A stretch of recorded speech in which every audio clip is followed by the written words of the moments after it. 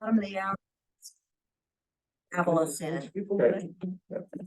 We the only ones here today? I think we had a one, two, And it is, three, four. says it's recording. Good, thank you. Are there any people in the, I don't see any. is there a way to let them Oh, in? there we go. Ryland, Okay. admit. There you go. I'll keep a watch and Participants? Thank you. if need, I'll hop over and admit whoever else. I Sounds good. We're one. Did this in Jim and Scott today? Go ahead, well, Jim's on vacation. I don't know where Scott is, but that's what Jim's.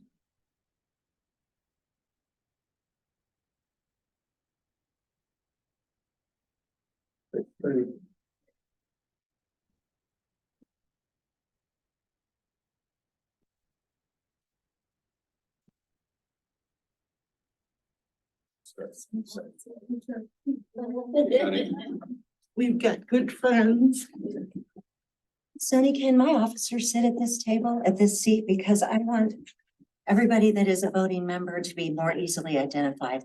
So Colleen, if you would sit here, please, and Sonny, you can take that and sit. Here is the problem. That's fine.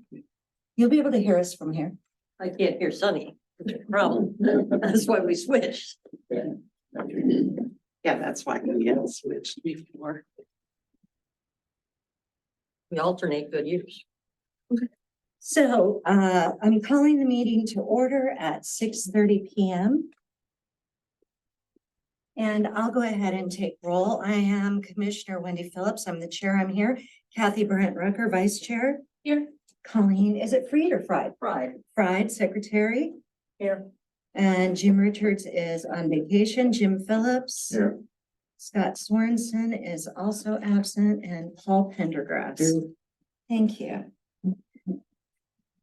I don't see any city planner or engineer, Sunny Workland Schultz. I'm here. Yes, we have. There are there's a participant waiting to come in. That's probably. No, they've already, Ryland, we already Ryland admitted. is in. Okay. Good evening.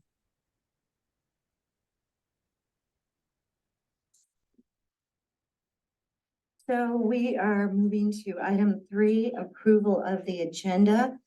I'd like to add an item in other business to the agenda for discussion, and that would be regarding posting of the minutes of planning and zoning meetings to the website. That would make other business item 11 and adjournment item 12. Are there any other amendments? I'm sorry, you don't want to just add that to new business as item number 2? No, let's just go ahead and do it in other business. That'll be fine. Thank you. Are there any other amendments or additions to the agenda? Is there a motion to approve the agenda as amended? I'll make a motion to approve it as agenda. I'll second that. It's moved and seconded to approve the agenda as amended. Is there any further discussion? And if not, I'll call for the vote. Oh. Last time we had another addition. You gonna add anything now? No. Okay, good. Thanks for checking. That's why I asked before I actually got to this point. So once again, is there any other discussion? And if not, I'll call for the vote. All those in favor of the amended agenda, say aye. Aye. All those opposed, say no. The agenda is approved as amended. And the next item on the list is approval of the minutes from the July 13th, 2023 meeting. The minutes of July 13, 2023 have been previously distributed. So are there any corrections to the minutes? If there are no corrections, is there a motion to approve the minutes for July 13th? Make a motion to approve. Is there a second? I'll second it. It is moved and seconded to approve the minutes of the July 13 meeting. Is there any further discussion? And if not, I will call for the vote. All those in favor say aye. All those opposed say no. Minutes for the July 13, 2023 meeting are approved as distributed. And so we are on to item number 5, which is our public hearing. We have one more minute before we can officially launch into that. Anybody has the Jeopardy music on their phone? We can- It's the longest minute ever right now. Exactly.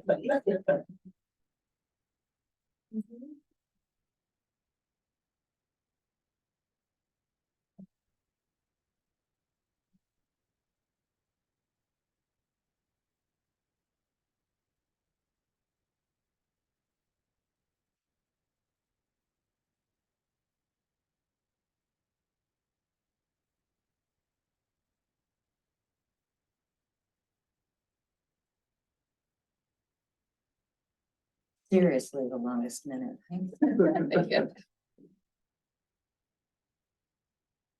We can do it now. Mine says 6:35. So does mine. Alrighty. So I'm opening the public hearing at 6:35 p.m. And this is regarding the application to vacate a portion of the street right-of-way at Minnesota Avenue South and Cedar Point Road Southeast. The applicant is Cedar Point Partners LLC. And if there is anyone present who is wanting to make a public comment, would you please go ahead and fill out a form that you can find at the podium and turn it in to me if you would, please. Speakers will have 3 minutes to speak. And I'm going to ask you to speak on behalf of the LLC, so you don't need to, but thank you for your cooperation. That's appreciated. You bet. So this is first call to public comments. At this time, I'd like to invite Mr. Agathier's representative, Bill Thornton. Bill. Bill Clayton. Thank you.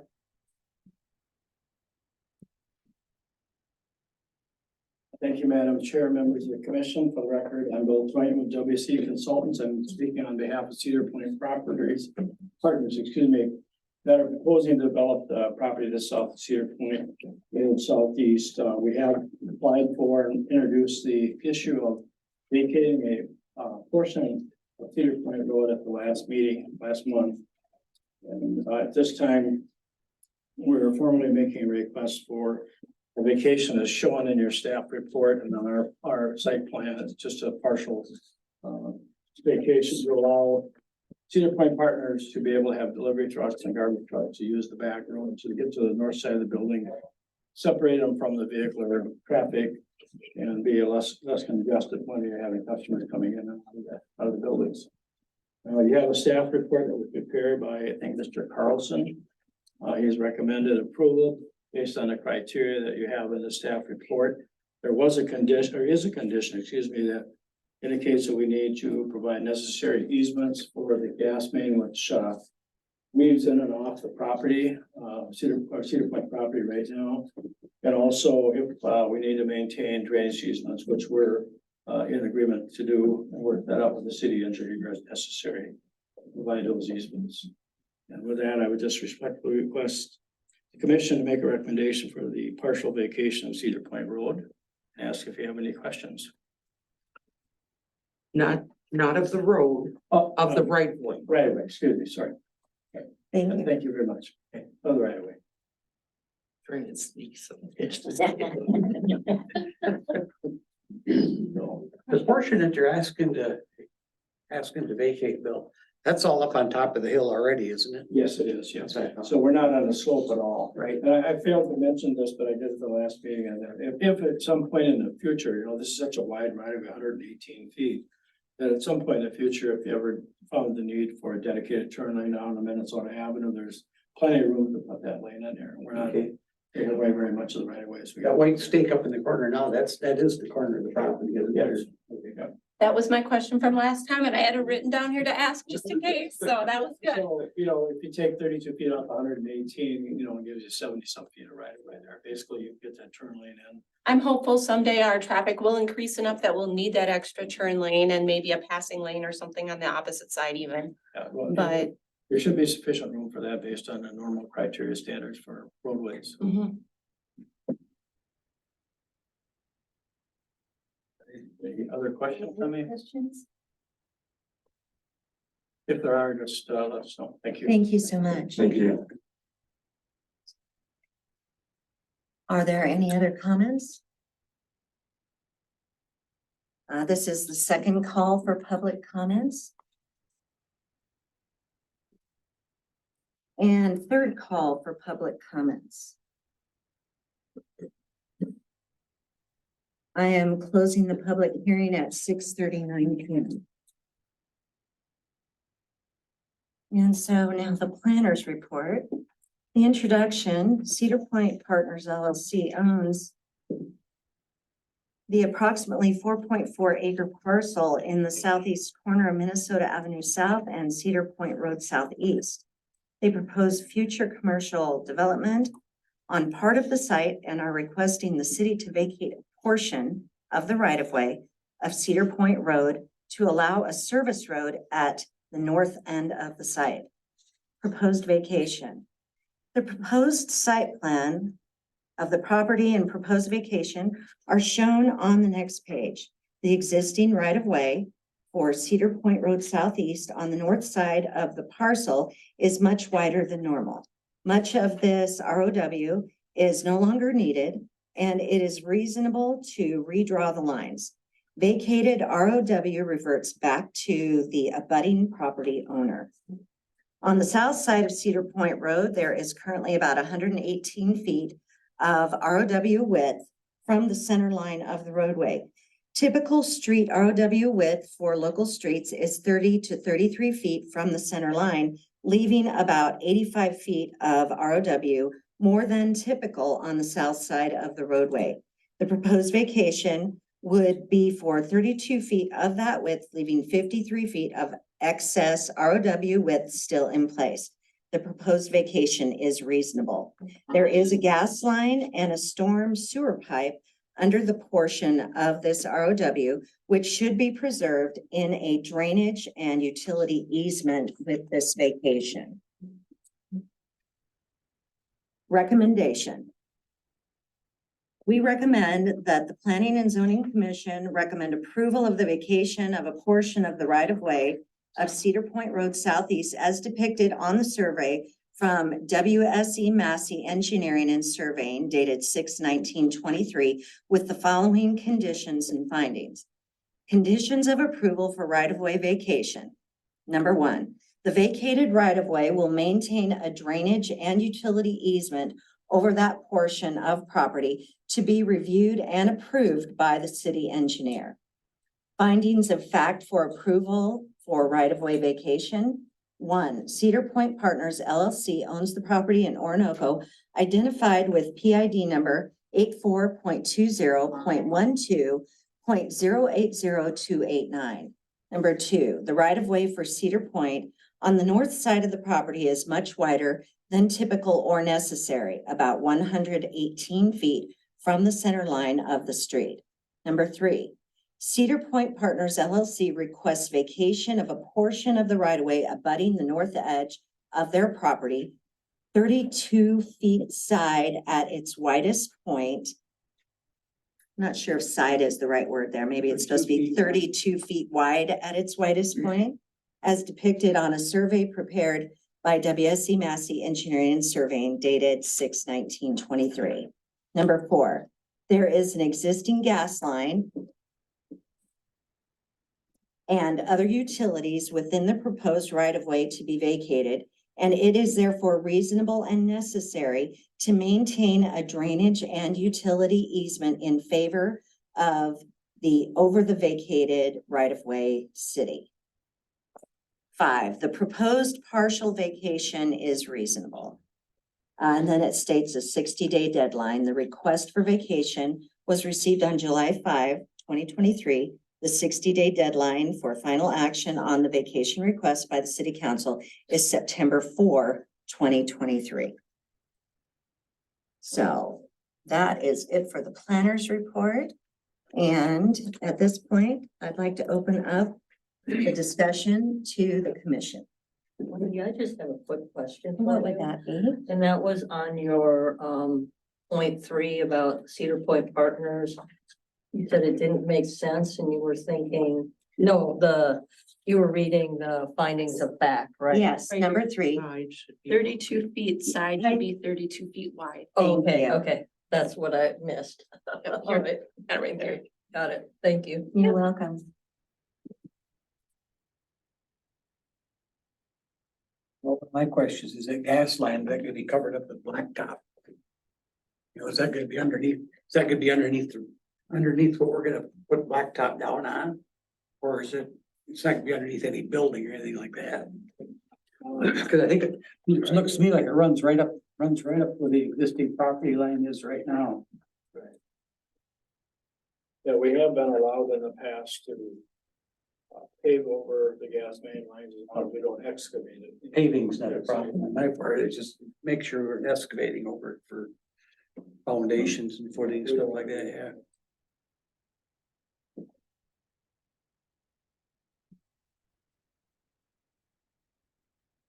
One of the things I always look for is are the parking lots, are the access points wide enough to get emergency and heavy, garbage trucks and service vehicles through the different areas should something come up, or for the weekly pickups of garbage and everything else. And it does look like there is room through there, through the different turn areas. My question on if there is enough room, if they vacate that part and they are able to put the drive-through there. Does seem to be answered that yes, there's still plenty of room to put a turning lane or additional lane through there should traffic increase. So that meets my concern on that one. My understanding was that was the reason why they wanted it, is for access for garbage and delivery vehicles, so. And semis that Yeah. were coming in and out of Whatever there for needed. delivery. Yeah. so.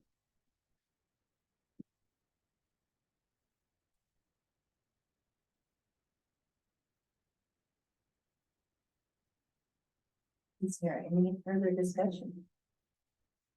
Any other questions for, What time frame are you guys thinking? We have a bid out for excavation and we would like to do that with the first part of the excavation. The bid is supposed to be open 15th and hopefully work could start about the end of August. Interesting. Now. Hopefully. Which is why we did an expedited process. I mean, that's, You want to get that done The way- before the way snow it starts went. flying and Yes. yes, absolutely. I completely understand. I have no other questions after this. No. all right. Is there a motion regarding this application to vacate a portion of the street right of way at Minnesota Avenue South and Cedar Point Road Southeast? Wendy, I'll make a motion to that point. I will also add the one condition in the recommendation, the vacated right of way will maintain a drainage and utility easement over that portion of property to be reviewed and approved by the city engineer. And as well as the 5 findings of facts that you did read with that one correction, so it's 32 feet wide at its widest point. I'll second that motion. It has been moved and seconded to approve the application to vacate with the condition and the findings of fact that were in the planner's report. Is there any further discussion? And if not, I'll call for the vote. Very good. All those in favor of approving the application to vacate, say aye. And all those opposed, say no. The application to vacate has been approved. Thank you. Thank you. Awesome. Looking forward to it. Yeah. And this is a reminder that Orinoco Planning and Zoning is an advisory commission. And we will be forwarding our recommendation to city council for their consideration at their next meeting, which would be Next Tuesday. on Tuesday. Yeah. And so, the council is the final authority in the decision. Thank you all so much. Thank you. We're looking forward to that coffee before we come to the meeting. Yes, right? That's right. Or afterwards. Okay. Get on it. See you. Thank you so much. Thank you, guys. You have a wonderful evening.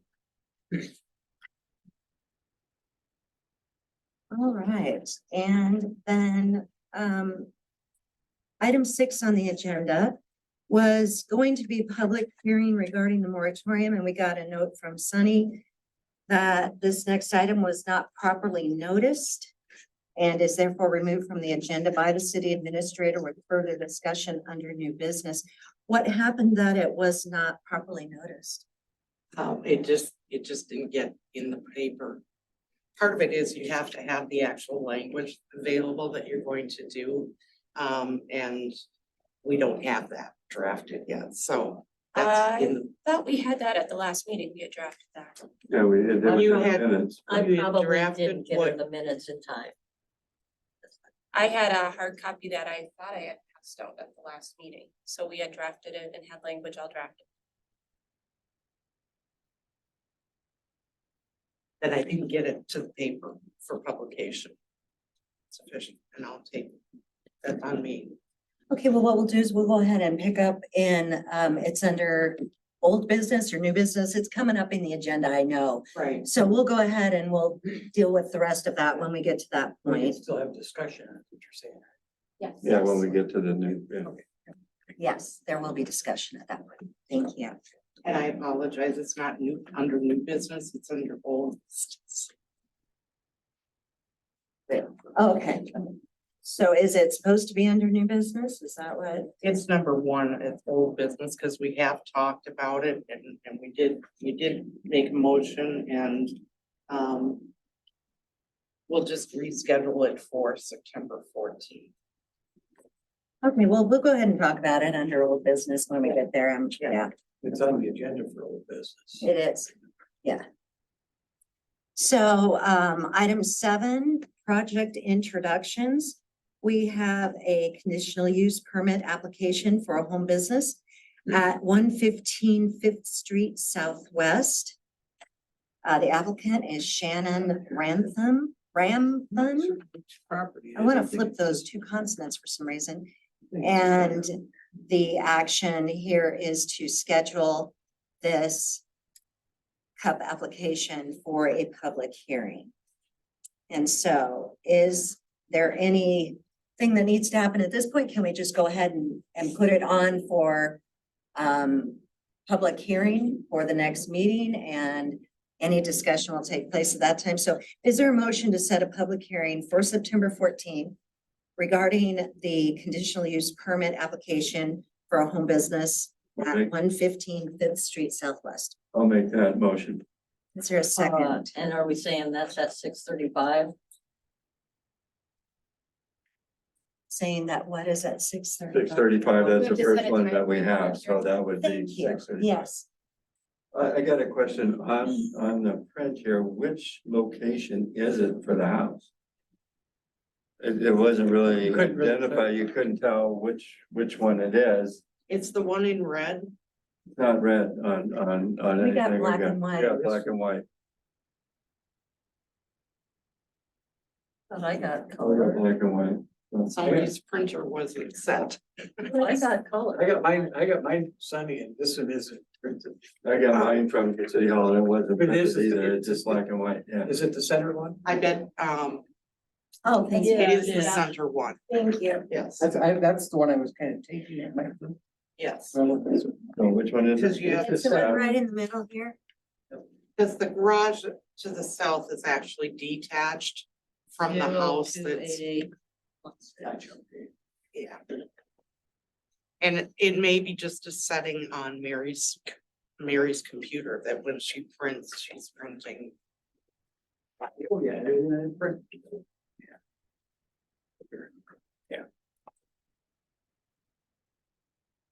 We have a second. Oh, are we still? I think that we got to the at 6:35 PM and then we got to the which house exactly is it? And so we didn't, I don't think we ever got to the second. That was your friendly amendment, I think. There is a motion to set this for public hearing at 6:35 on September 14th. Is there a second to that motion? Second that. Thank you. It has been moved and seconded to set the public hearing for September 14. Is there any further discussion? And if not, I'll call for the vote. All those in favor say aye. Aye. All those opposed say no. The public hearing for the conditional use permit application for home business at 115 5th Street Southwest is set for September 14 at 6:35 PM or later. Keeping me honest here, Colleen. It's a great job, but somebody's got to do it. And, keep up with typing and. All right. So on to number 2 in item 7 of the agenda, application for variance to paving requirement. The applicant is Camping World. And the action that was written in on this one is schedule a public hearing at a special meeting time where there could be a joint meeting of the planning and zoning and city council. And there is something to do with time sensitivity in this. Right. And so can you talk with us a little bit about what you're thinking in regard to the date and all of that? How quickly is this needing to happen to meet that time sensitive issue? Thank you. I was hoping that Phil was gonna be here to speak to this as well. One of the things is, if you're familiar with this property, Camping World, to this, they're established, and then they purchased, the Illusions. Yeah. Yeah, That's what we always call it, but what's Called the illusions. illusion, blah, blah. We used to have fishing something. It's the one that's. It's just be hunting or calls and different things that they have. So that building was actually built in 2018. Illusions. Yes.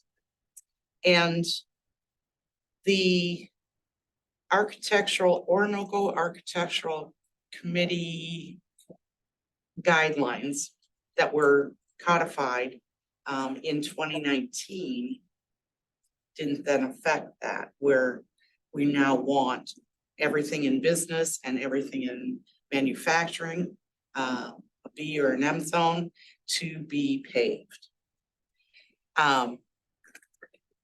They kind of thought they were buying as is, right? My grandfather did. Yes. So with the expansion that they want to do, and the time sensitivity is that they want to be starting this project September 1. So we really are under tight deadlines. And we don't know that we can make that or accommodate it. I do my best, but I can't change the calendar either. So we had talked about a variance to city code for that reason, to allow them to not have to do that paving in the back of the building, 252. You're talking the portion that's being used for camper storage. That's there right now, yeah, because they're already parking stuff that there is inside there.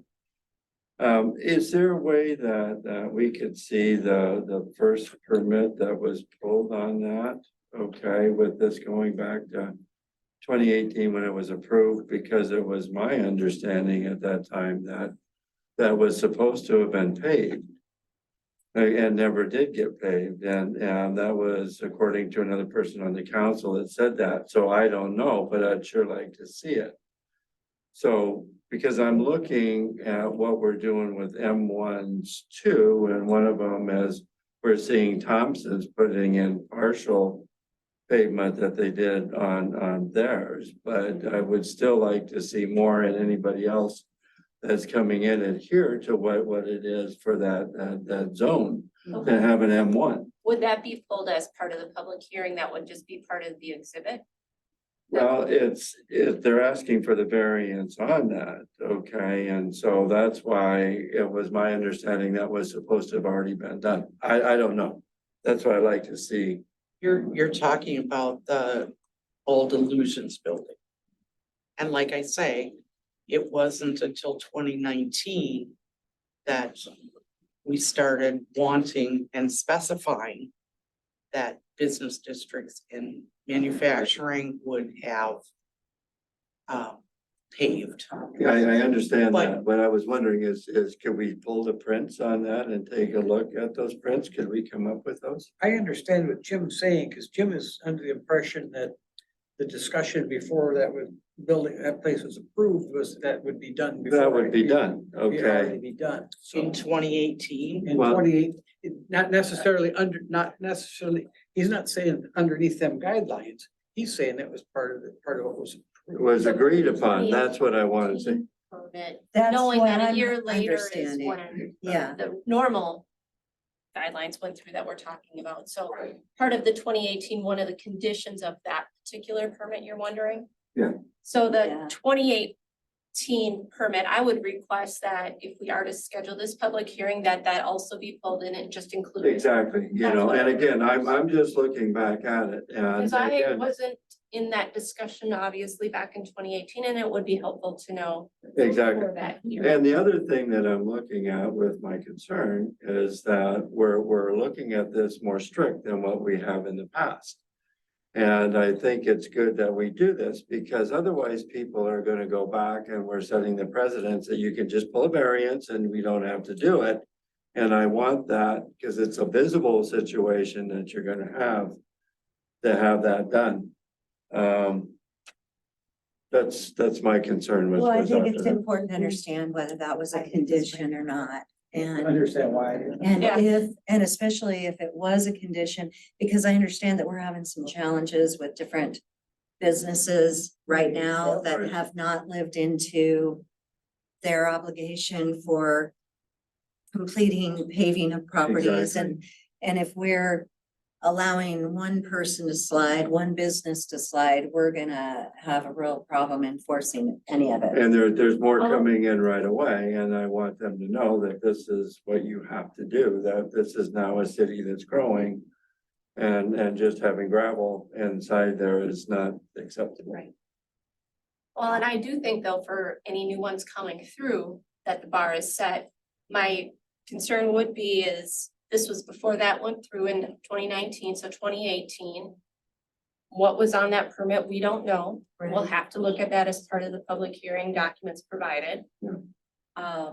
And make our decision based off of that. Exactly. And certainly going forward, but with it being a pre-existing building, I could see myself. But there are something some that's- other pre-existing buildings in this town that we're gonna need to have them be blacktopped in not going back, because pre-existing could go back to the 1900s. It could. And that's not where we want to go is to go back. I think it should be when they're purchasing the property is when the timeline should be set.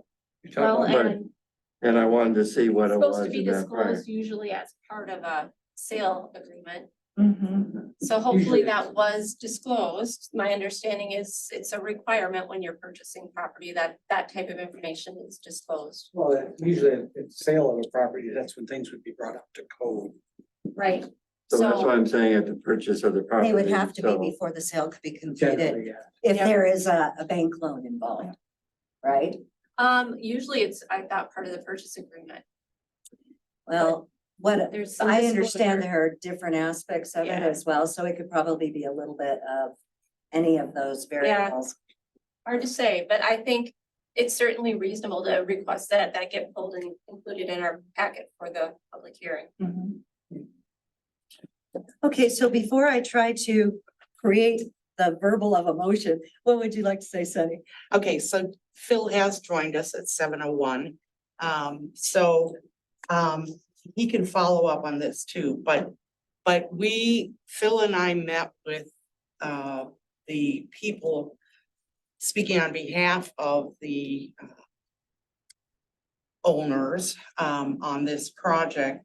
And that was just, what day is that, Phil? Today's Thursday, but Phil had laid out, there were 4 options for them to do this. And one of the things that I was willing to do on their part was to bring this to the Planning and Zoning Commission as an introductory thing to help expedite. However, I do not have a variance application. The owners, Camping World, has not chosen one of those 4 things. So I'm backing off a little bit on the urgency of that piece, but it does lead us into a discussion of an interim use permit, which is, I will turn over to, we've talked about this issue before in terms of an interim use permit not being in our code, but necessary to add to our code. So Phil, can you hear us? Are you on mute?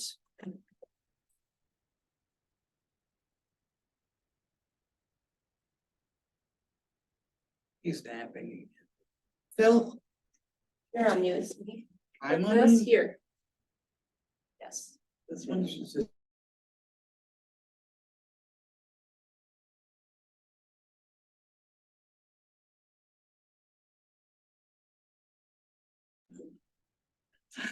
Now you see why they.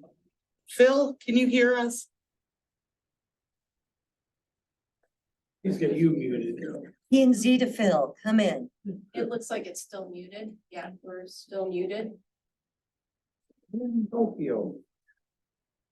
Click this. Now, Phil, can you hear us? Phil? You're no longer muted.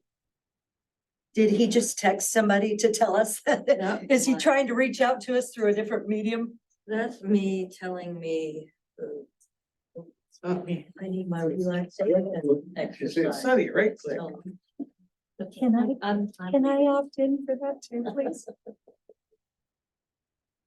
We've got. We are having a 5-minute adjournment. Yes, we're going to take a 5-minute breathing session. He's muted on his end. Nope, he's not. Is he? Asked Yeah, to- he Oh, is. yeah. He's gone. Okay, can you hear me?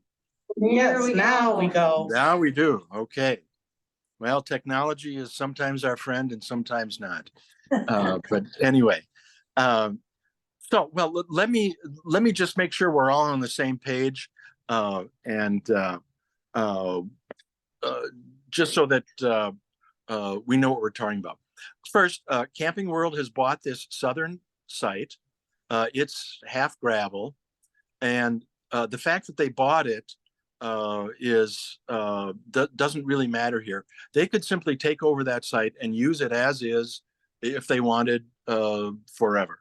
It's grandfathered in. I think we've understood that it was permitted at the time it was put in with gravel. So if they simply wanted to take it over as is, they can keep it. And that is in local ordinance as well as state statute that said a legal non-conforming use, you can repair it, maintain it, replace it as is, but you can't expand it. And so that's the trigger here. What they want to do is add 40-some car parking lot in front, paved, and that's an expansion. They would be expanding the paved area, the parking area of that site, and that's what triggers this consideration. So if they are expanding that site, then they need to bring the site up to code, and that's what would trigger them paving not just the new piece they want, but then the whole site. So if they didn't want to add that parking lot, if they could just use the property as is, there would be no question. And they are hesitant, understandably, to simply repave that whole back area now. You know, they tossed out a number of $100,000 or such. I can understand that, but nevertheless, we do have standards. So commercial development and expansion and new things need to be brought up to city standards, which includes paving with concrete or asphalt. Another possibility that Sonny and I have talked about and talked with the applicants is that there could be an interim use permit. And this is mentioned once in the code, in the Orinoco's code, but there is not a section of the code that really deals with the process for granting an interim use permit. And just to be clear, an interim use permit is identical to a conditional use permit. In other words, it's a use that wouldn't be necessarily permitted in all aspects by itself. The city can put conditions on it, but the added condition with an interim use permit is that you can put a time limit on it. You can't put a time limit on a conditional use permit. That runs with the land in perpetuity, as the lawyers would say. So once you grant a conditional use permit, you've set up conditions that is, you know, such that you only park so many cars, or you have to maintain landscaping, or if you have to keep this fence in good condition, or whatever the conditions are, though, as long as they meet those conditions, that runs with the land forever. You can't put a time limit. Many cities over the years have thought they could put time limits, and it's not unusual that you'll see conditional use permits with a time limit that says, okay, you can do this for the next 2 years, or you can do this until you sell the property. That's really not allowed. That's a separate process, which is the interim use permit. And so what Sonny noted is that we could relatively easily put together a section of code. It would be a few paragraphs that you would add into the zoning ordinance, and it would be the interim use permit process. And again, it would be almost identical to the conditional use permit process, but you can add a condition, and that a condition related to time, and that as laid out in state statute, which allows this kind of process, that time limit could be two things. You could specify a specific time. You could say you have 1 year or 2 years or 5 years to have this use, and then the permission for that use goes away, and you'd have to bring the site into compliance with all other codes.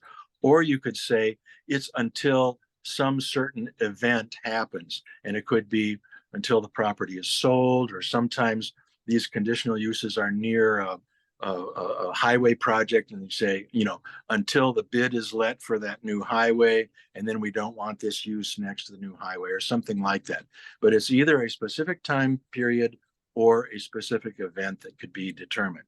Now, how that might relate to this site is the city might say, you know, we want to encourage Camping World to expand. We'll let you put this new expanded parking lot in front, and you can keep the parking lot in back as gravel for a certain period of time, whether it's a year or 2 years or 5 years, and then you have to bring it into compliance, and you have to have it paved. Now, we don't want to put words in the mouths of the Planning and Zoning Commission or the City Council and say that you would go for that. It's just that that is a process that would allow this. It's another option for this property. So again, there's options here. One, they could simply use the site as is with no expansion, no significant changes to it. Two, they could add their new parking in front, which is an expansion, and therefore bring the site into compliance by paving that rear parking area as well. Or three, we could wait, they could wait a few months if the city were open to adopting an interim use permit section, and then apply for that interim use permit and see if the city might grant it. You know, so those are the options.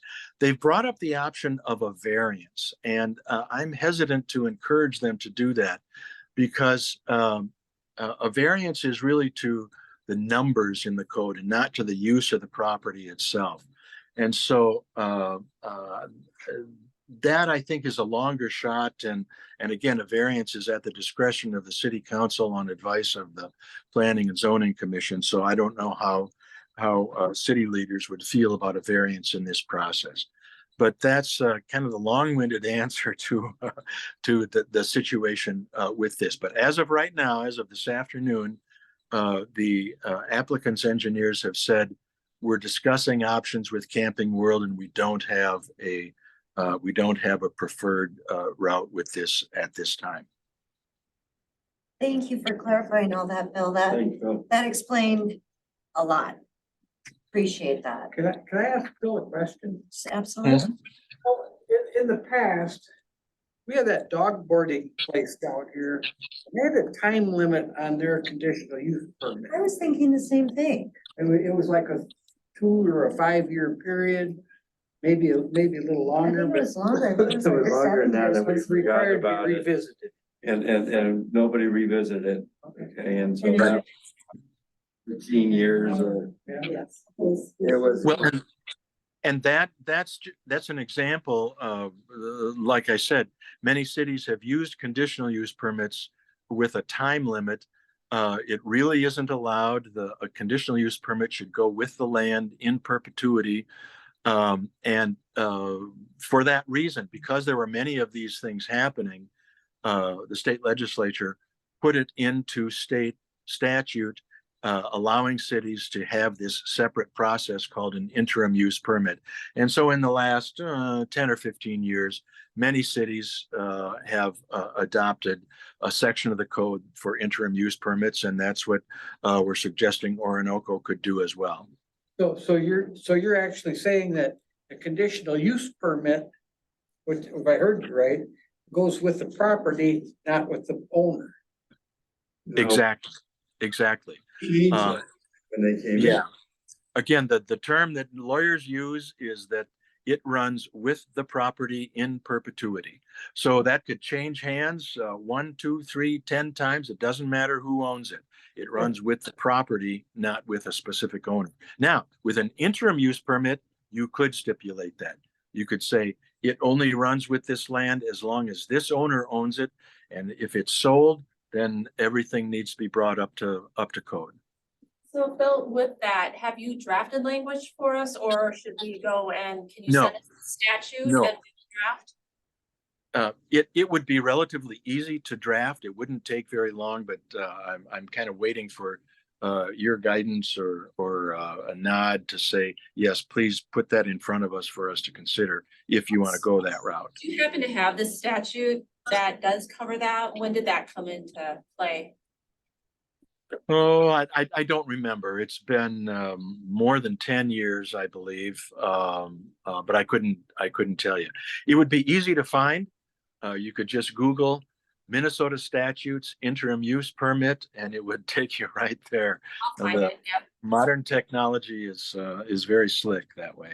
That does bring up a good question, though. If it's been in place for 10 years, and we've not ever received a recommendation to put that into place, that we probably, when we're looking long-term at after our RFP and our code is updated a little bit, is we need to make sure that monitoring and notification to us as a commission is included, so that we are getting these changes, just like the change with the legalization of marijuana sales, making sure Right. it does have that. So we did happen to catch that one and are working on that already, but this one was before I think several of us were even on the commission, so sounds like something that we want to get into our code, and I would recommend that we do this. The interim use permit. Yeah, I would agree. I would recommend that we get language drafted. Do you think we Okay. should draft it ourselves, or I think we need to get it drafted before, but I've got a list going of however many meetings since me and Colleen have gotten on the commission, of every time we're like, here's something we need to change in the code, here's something. I've now added the interim use permit section to my list, and I've got a fairly big long list here of zoning changes that we need to make sure we're incorporating. Right. And if I may, this adding a section on interim use permits is it's a pretty neutral instrument to put into the code. Some of the other things that you want to change, maybe you're looking at lot sizes and setbacks and what uses should be in what districts and that kind of thing. And those really should have some discussion about your opinions and there could be different answers to that. I think there shouldn't be anything controversial about simply adding this as a tool to be used. It doesn't really carry any opinion as to whether you use it. It just puts it in place for you and makes it available. Yeah, it seems like we can shape it and mold it to the use that we need it in that moment, correct? Yes. So when I I need do a have the public hearing statute, after that. Okay. Sunny, did you have something you wanted to say? If I could, Madam Chair, thank you. This is one of the things that, I've often said, the code book needs work, right? And we all agree with that. And discovery of this kind of issue came up with the animal boarding process. They had been issued a special exemption back in 2004, which wasn't in city code either. So that's kind of when we started really looking at this, and of course, time is time, but through rezoning and such, this recent buyer is totally, we're good, everything's good. But this also falls into play with the conditional use application that we just talked about, number one, because we don't have an interim use permit available to us. That is the alternative. And So that would go with the property if the property was sold. Right. And I was looking at something interesting as I was reading through the packet in regard to that conditional use permit application. Yep. That it said the use shall not occupy an area of more than 5% of the total floor area of the dwelling. And so what if they were to add to the house, then that 25% expands as well? And so, I mean, how do we, Well, in order to have a family business, you have to alter the codes written. We have it in stuff we were just reading for our packet. so that means that somebody who has a home business could never add on an addition to their home? Because they have, I would think not if they was used to use space, additional space for their business, because in what it says in the guidelines for that is it said that you weren't allowed to do that. well, then that conditional use permit can really handcuff the city and even the property that's, if that's the case. I was under the impression that a conditional use permit went away with the sale of the property. No, it stays with the property. they brought up though about the home occupation and the percentage. Is that something you could address with next month to give us that? Well, I can give you a short opinion that I think that is maybe just a very loosely worded condition, and that whenever that was adopted, maybe somebody should have thought that through to say, oh, do we really mean 25%? Yeah, what if they turn it into a McMansion and it's 5,000 square feet, and then their home occupation could be much bigger. That language about the 25%, that's something that could be changed or could be altered, and you might want to think about that going forward. That's certainly not Like something more specific, like X amount of square feet for this Yeah. business. Okay. Scale. I noticed that we have a lot of hard coded numbers where we did do the one now that is a more scale function of space. Right. So I just added home occupation 25% to my list of, As the list grows. yes. Maybe that's something that you'd wanna put in there like we did for for AJ with his garage. We changed stuff around. That's what she was just referring to. I got it on my list. Yeah. Got a very, yeah, I won't say So- super long, but it is a growing list. yeah, but even the 25% of the total square feet, if they add on to their building, they maybe could expand that, the business area, but still not beyond that limitation. The 25%. If I may, commissioners, if I'm understanding this, that 25% is in your code now? Yes. Yeah. When a specific conditional use permit might come in, you'd refer to that and say, well, here's conditions that are in the ordinance. You could then add a specific condition. I mean, you can add conditions to a conditional use permit beyond the general things that are in the code. And you could say, it says 25% here for this house. That means 500 square feet. Therefore, we're going to add another condition that it be limited to 500 square feet unless they come in and request an amendment to the conditional use permit. That's one way you could do that, is just to scrutinize it carefully when it does come in. Now, you can't go back unilaterally and put more conditions on an existing conditional use permit once it's been approved, unless the owner also agrees. But going forward, that's the kind of thing that you might want to think through to make sure the conditions really do reflect what you want to allow. That makes sense. Nonetheless, so even though these people are, Camping World's gonna be on hold, right? They haven't formed I their was gonna thing. say, if they haven't given us a variance application, we There's can't do nothing to act anything. on. Right. But right, and it does apply, I still think, and Phil, I think, and I agree that irregardless of that activity, we should move on an interim use permit sooner rather than later, so that Absolutely. we're not forced into a conditional use permit that's gonna go in perpetuity. And I think that this is gonna come into play with the interim use permit down the road. I think we're all- can see that, I can that's see it important being- to have. More. So if I might suggest, rather than scheduling a public hearing at a special meeting for that, for Camping World. Schedule it for a schedule hearing. for an interim use. Hearing. And we do need the text, the language for that.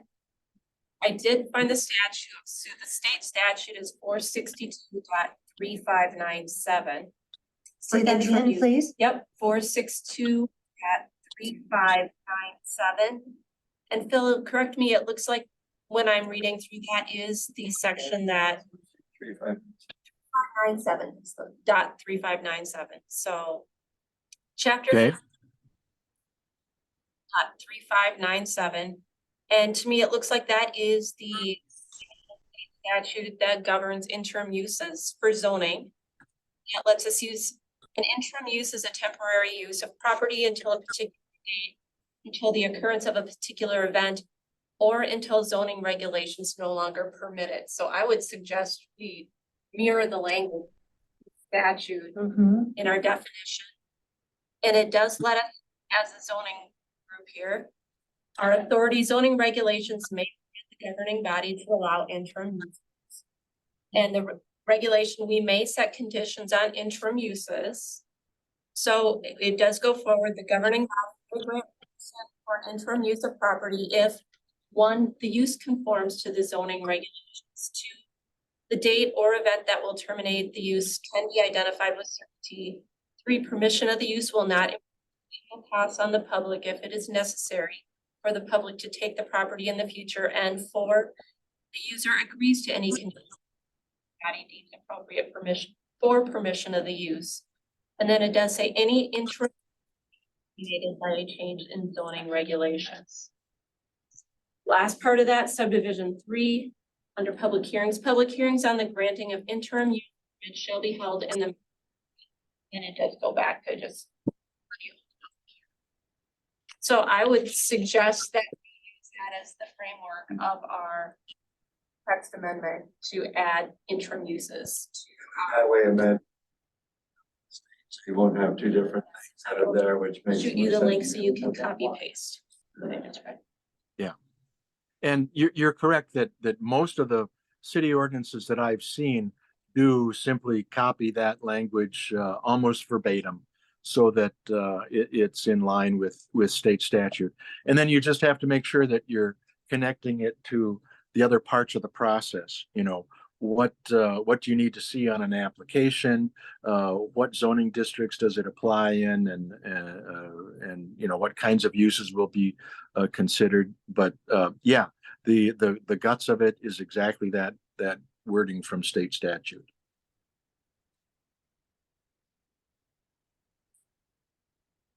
So, I think we've identified an issue. I'm not interested in finding them and identifying them and doing nothing. So I appreciate that this group is on that same page. And if we then use that, That language. public hearing and we use that language, we can work on getting that, quickly. So question, do we want to, Do we wanna, first, we'd like to review it ourselves before we start the public hearing, correct? Or do we we? can still have a public hearing, and at the public hearing, the text that is proposed, we still have the ability at the hearing to make changes to it. And I think we can do all these things simultaneously, for the purpose of expediting. Yeah, To get them, so they Yeah. know we're working on it right Because this away. is something that is sorely lacking in our code. And even though we've got a lot of things to be, I think that this is a good focus for the group. It's gonna be more of a demand for so things and stuff. And I think it just gives us the flexibility to work with the public and to still have some. That way, you can move forward, you know, with that and not be put on hold It as we also go through stuff. I just gives think us a that'd be- tool as a commission to immediately move forward. Right, as that's what well. I'm saying, so I think that's important. So question, so Phil, you had mentioned we need to determine which zones we want this applicable for interim uses. Right. Permitted uses or which, I'm sorry, what was, Connected to applications, I believe he said. Was that, Applications and to districts. You know, in every zoning district, you have a list of the permitted uses, of the conditional uses, of the accessory uses. And you need to be clear if you're going to allow interim uses in all districts, and if so, what those uses might be. Now, you can put very general language in there to say the city will allow you know, any use by interim use permit that they feel is appropriate. But other cities will have a very specific list and not allow anything beyond that list. But situations like this, we could include in there as an interim use the non-conforming status of the property, so that it would address this situation. That's not unusual. Yeah, I'm just kind of looking, otherwise if you have interim use for anything, you know, you get into residential, I mean, it could be totally different than what we're looking at for Exactly. commercial and manufacturing. So I think that should almost be put where we're concerned with that and not residential. So, well, all right. and this is a You conversation. agree with that, Phil? Well, yes, and just in terms of process here, I think it would be good for me to put together some draft language and put it in front of you to review informally. And then you can say, yes, we like this, or no, we'd suggest adding, subtracting something. And then you put it on for a public hearing, rather than drop this in your lap the night of a public hearing. Okay, I think that'd be good. I do have another question too, though, that does bring up, because it did kind of feels like it got dropped in our lap. So if you had this conversation on interim use permits, that would have been useful to have in our packets. Just. Well, and we intended to have that. And when we talked on Tuesday, we said, let us know, folks, do you want to take us up on this or not? And I expected that yesterday they were going to let us know. And I said, good, then I'll write a short memo on what's happening with Camping World and what the options are. And they didn't. And so this morning I emailed them and said, what's your plan? I don't have a memo put together yet. And they said, well, we're still thinking about it. So.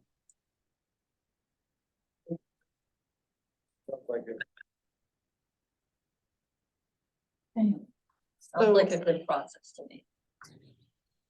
Sounds like a good process. I think it does. I think it'll be, Although had we known even a day earlier, even this morning, we could have maybe done some digging and research and see what was out there as well.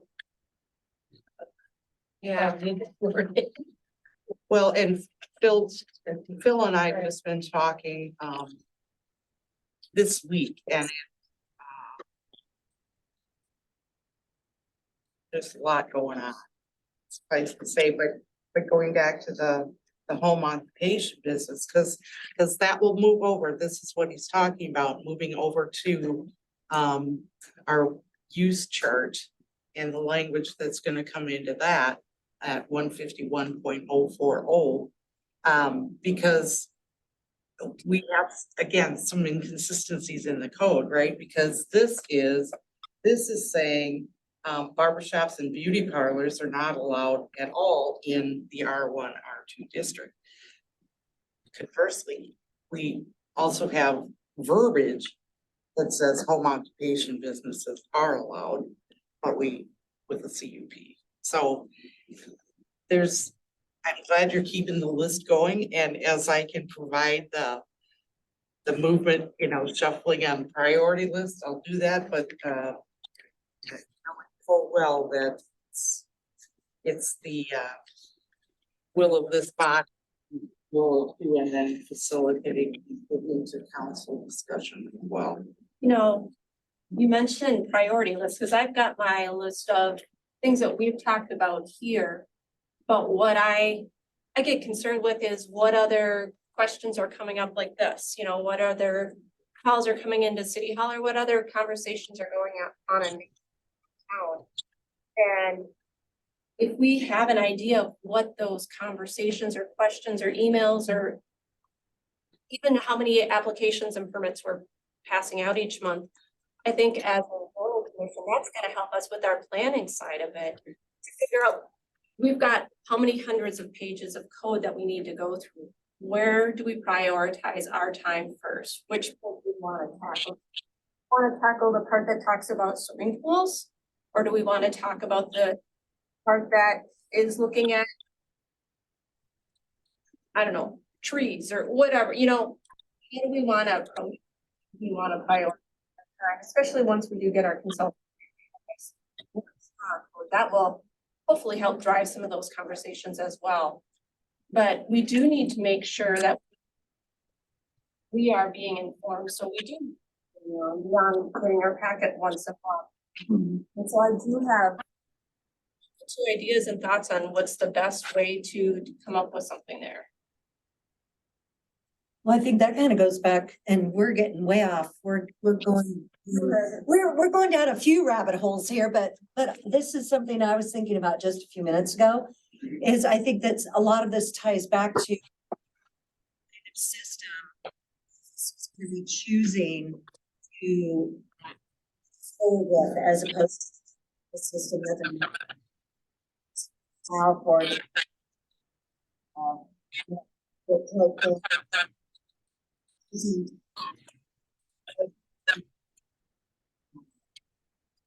condition, the clock has run out on it, and I know that it's not about the people in the office, it's about the system that's in the computer right now. You guys are looking at systems that you want to update, what you've got in your office. And I think that is part of this notifying the commission and everybody kind of having a of what's going on. Because, and I think that everybody in this room well on, but having a conversation on the fly on a regular basis is not a best practice. We absolutely want to have some sort of notification that, oh, by the way, this is going to be a topic, just so that you're not blindsided. And so the whole thing of notifications and what's going out and all of that kind of stuff, to be able to get that information together. Or even if at this point, if we were to have an idea. At our last meeting, we received this many applications, we received this many, whatever it was that came through the office. This is gonna help us to understand whether or not this is gonna be a slow, steady growth. We're all gonna be drinking from a fire hose here in the real near future. And if it's gonna be a fire, we all gotta be. We haven't been getting the information. No, we haven't asked for it though either, No. so No, that's I what I'm thinking. And I think is- that that's what's happening, is that as these conversations are unfolding, it's starting to alert us and causing us to ask questions about, okay, if this is what's happening today, what's gonna be happening over the next 4 weeks before our next meeting? And are we on the verge of something like the floodgates being open? You know, if floodgates are about to open, we all need to man the boats. So. If I may respond, Mhm. okay, so just to be clear, there are two separate accounting. Okay, when we talk about software and accounting systems, there's the general accounting piece that we're looking at. Has nothing to do with the planning and so. That's the other iWorks is the system that you're referring to that isn't antiquated. It's relatively new. It's just hasn't been utilized to its and to her credit, you know, Renee has really worked with them to import stuff. We just aren't utilizing it to its full extent. But it's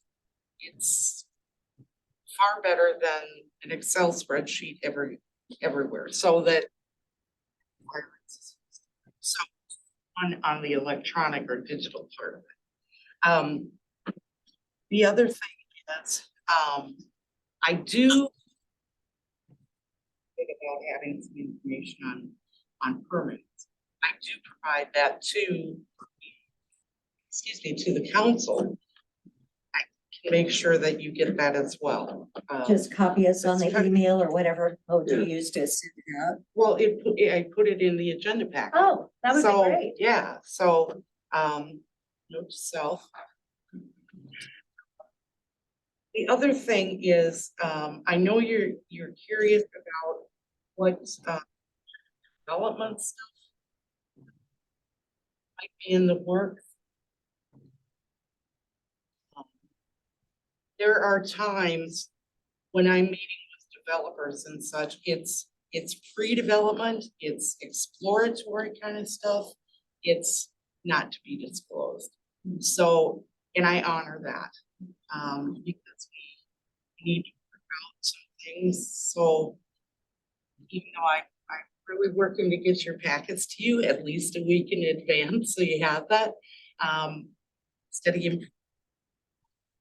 But there will be some things that I will give you the best information that I have available to give you at the time that I have it to give. This meeting and going off on some tangents, I apologize. I know, you know, my rule is typically, and I told Camping World this, I'm not to bring something to planning and zoning unless I have an application. And I do.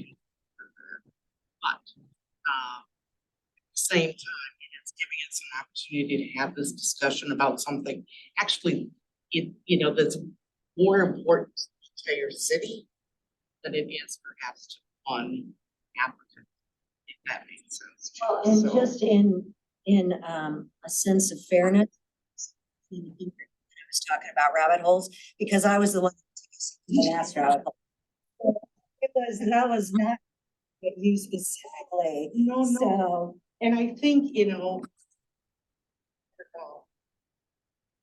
Grant Rucker and I have, you know, initially when you came on, we were gonna have a discussion too about the code book and getting that. And when I was proposing some training sessions. I was really hopeful that as a we would all learn the code by going through it a little bit here, a little bit there, and progressing. But we can prioritize that so that we're addressing sections. And there could still be that learning process taking place, most Yeah. definitely. Because you can see, even talking about interim use permits, it's gonna carry over into other sections. And that is really, in my view, I think what has made the code so inconsistent sometimes, because they maybe addressed it here, but then you end up with an inconsistency later on because it, the picture wasn't looked at. Well, I do want to just bring. If you're going back to the conditional use, so a CUP and the interim use permit and IUP. I've done just a obviously brief moment of digging here, but I do, like I've seen a couple of towns here, Byron actually has with their code. Where they're talking about their conditional uses, conditions governing applications and procedures. They literally have as their definition and purpose, a conditional use CUP and an interim use permit IUP. Is a use, and they basically are using the same permitting process that you use for a CUP. And the form, it looks like, is basically a parallel form as well, so that would be what I think Easy to would get. probably fit our body the best, because we are more used to this CUP process. It would be basically inserting text. And it does go through and it says with that, you shall comply with all standards of the chapter, any additional, so basically, if it applies to a CUP, or it could be a CUP, you can also do it as a. But I'm just thinking that might be something to look at as we are drafting. Is that at the discretion then of the planning and zoning? It That does would come, make that, it comes through the planning and zoning process. so is the applications, are they separate or I think one Sunny application asked. and the P and Z And decides? we decide whether it's. An application for a CUP or IUP shall be made to the city or on an official city application form. It's not plural. We'll have to look at their forms, but I'm just saying there is a nice, we're trying to look for an option to give us ideas how it's. Yeah, so they, 2 dot.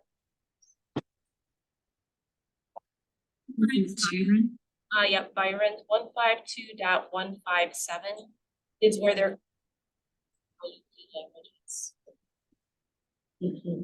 Maybe a spot to go.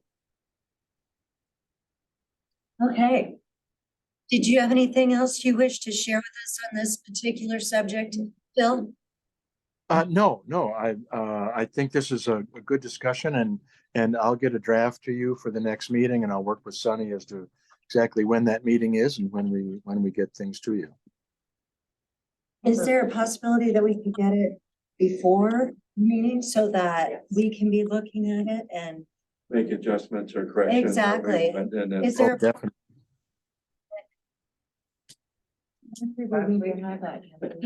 Probably well, like it, in a couple weeks. within the next 2 weeks, Phil, do you have time? Yes. Thank you, Phil. And then do we want to, I think we agreed we're gonna set a public hearing then for I'm that. about to, yes. No, that's fine. I was sitting here and thinking, okay, with everything that we just talked about, I'm putting the wording together in my head. So is there a motion to set a public hearing for the, what am I looking for? Adoption, integration? Consider it interim use language, zoning language. Okay, let's try that. Is there a motion to set a public hearing for interim use permit consideration Zoning ordinance. in our zoning ordinance? We can wordsmith this in a second if we need to, okay, Colleen, At 6:40. at 6:40 or later. were we going to, I thought Phil's proposal was he was gonna send us language and then we would discuss it here and then we'd have the. He's gonna send it, I think, Well, early, so we can think we take can a look set at the- it. Yes. Okay, that's fine. I And don't we care. will post the link. And I don't think that I ever got to the part that said we're setting it for September 14 at 6:40 PM. Or like, did I? Thank you. I didn't think I did, but. I'm I trusting make that Colleen. motion, Motion, yeah, for the.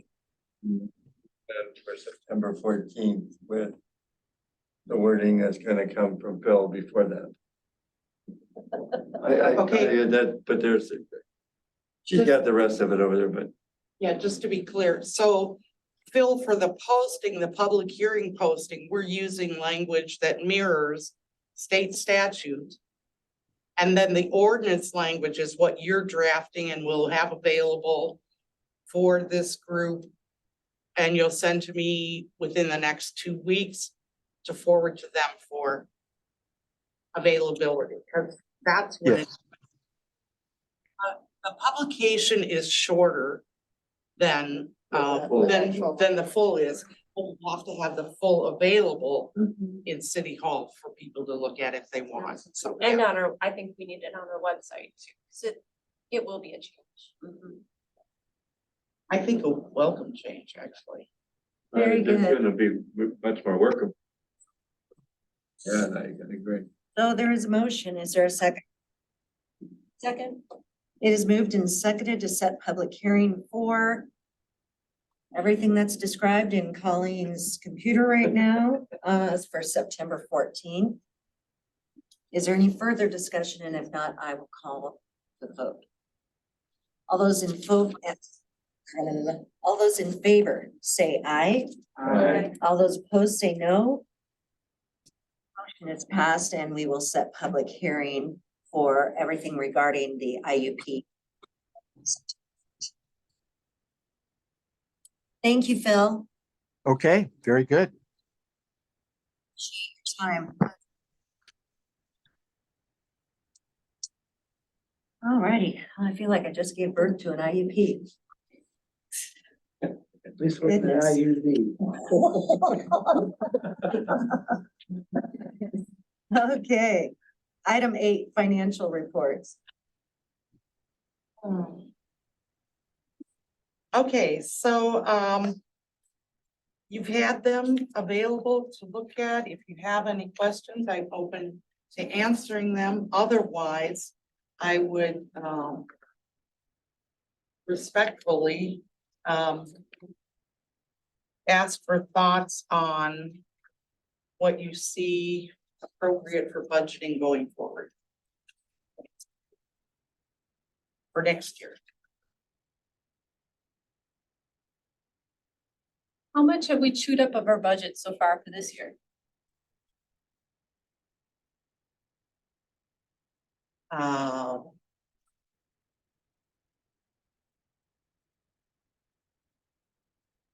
With salary and wages, it makes it kind of challenging to figure it all out. Because again, I know how you're doing it, but I'm just saying for what we're using here. Well, and this is where our software system really is. No, because lacking. no, because this actually, I should have brought my budget book with too, but that's inclusive of, some of my time, some of Renee's time processing, permits and that sort of thing. Part of Kane's time and his public works people's time. But, you know, even though the budget was at 71.4, year to date, that's much less than that. So that line item is only 9.5% used. So at the bottom, you can see there the expenditures. It says 118.6% of your budget has been used. But again, that's going to that 42304 reimbursable engineering fees. 115,000 of it right there.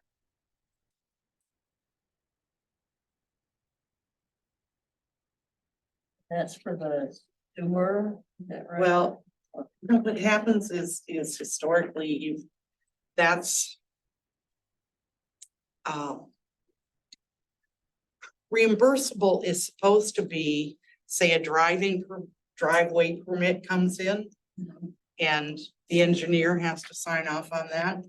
Theoretically, those would be reimbursable engineering fees that should be covered by a portion of the permit application fee that's collected, and we know there's a gap in that, but not 115.4.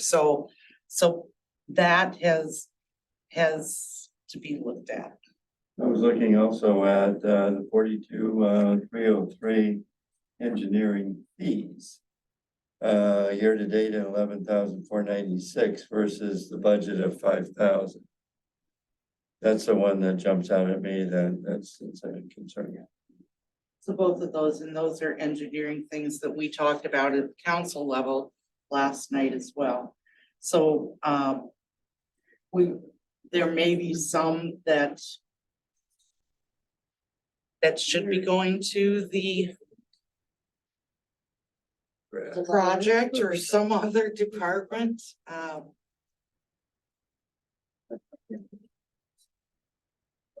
It's really hard to come up with budgeting Yeah. when we don't know what's being spent appropriately. This is It's just not- as clear as mud. That's what I was trying to say. It's not as simple as this is what it is.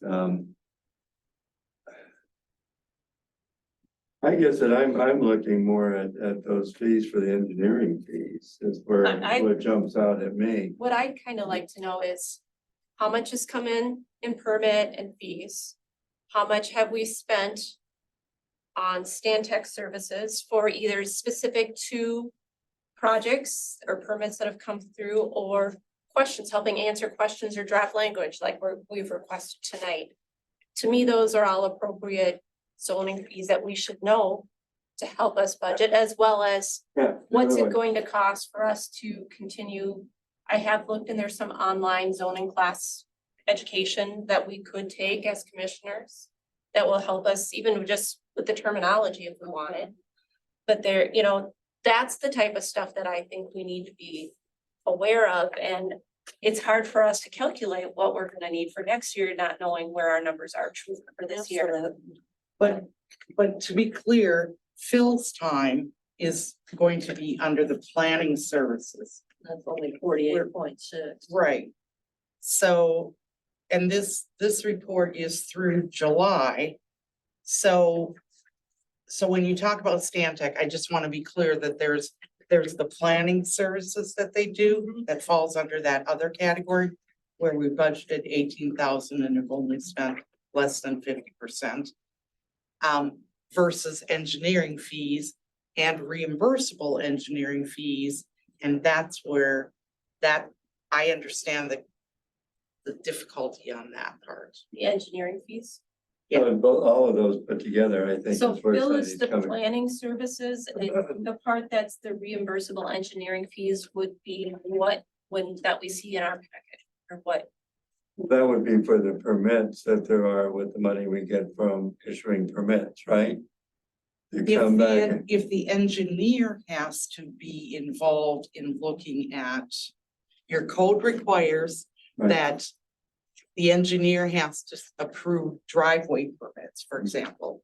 So any driveway permits, but it obviously isn't gonna reach that goal too. And the engineer that we're sending all of our zoning needs to is? Joe Phelan at Stantec. So maybe that's what we need to have a breakout of, how much of his billable hours are for our commission. And that might be harder to do, but I do think we need that information no, somehow. I think you do, and looking at it too, it's not gonna stay the same or go down. I think next year is probably gonna go up. As the city is growing, is gonna be more that we're gonna need on planning. But planning versus engineering, I mean, So Yeah, I, the engineering really strikes me as being way out of whack compared to the planning. and it's hard to read numbers when we don't have clear numbers of, here's the line items of what we spent this year, here's what's been paid out in payments on our Why? behalf. Yeah, What the And charge was for. exactly, and I think that's information we need and the city needs. We need to be able to say clearly to all the citizens of Orinoco, looking at our budget, here's how much. this is what we spent your tax dollars on. Exactly, and it's just not transparent to me when I look at these numbers. I couldn't explain these to my next door neighbor if they asked me. And that's kind of my litmus test is I should be able to explain this to my next door neighbor how the budget works for zoning. Well, we're sitting here together and we can't explain it to each other, so, So yeah. Well, and I'm sitting here as your city administrator and I can only say that I inherited a system and we're working to include it. But again, as you know, all of our revenues are not broken down by department. know. So until that chart of accounts gets changed, but as we do get a list of permits each month, we should be able to match up, this was issued this month, here's the incoming inflow on it. So we should be able to start seeing that, even if we end up having to run a spreadsheet separately to keep track of it. So when does that change? Because we've been talking about that since I come on here. Yeah, it's been months. well, because it's a process of interviewing different providers and really determining what's gonna be best for the city. I'm not interested in just, I hate what the system that you have right now, so I'm just gonna change. I wanna make sure that the change that we're gonna make is gonna be livable and adaptable as we grow, not just short term, but big picture too. How many So, different companies or providers have you interviewed?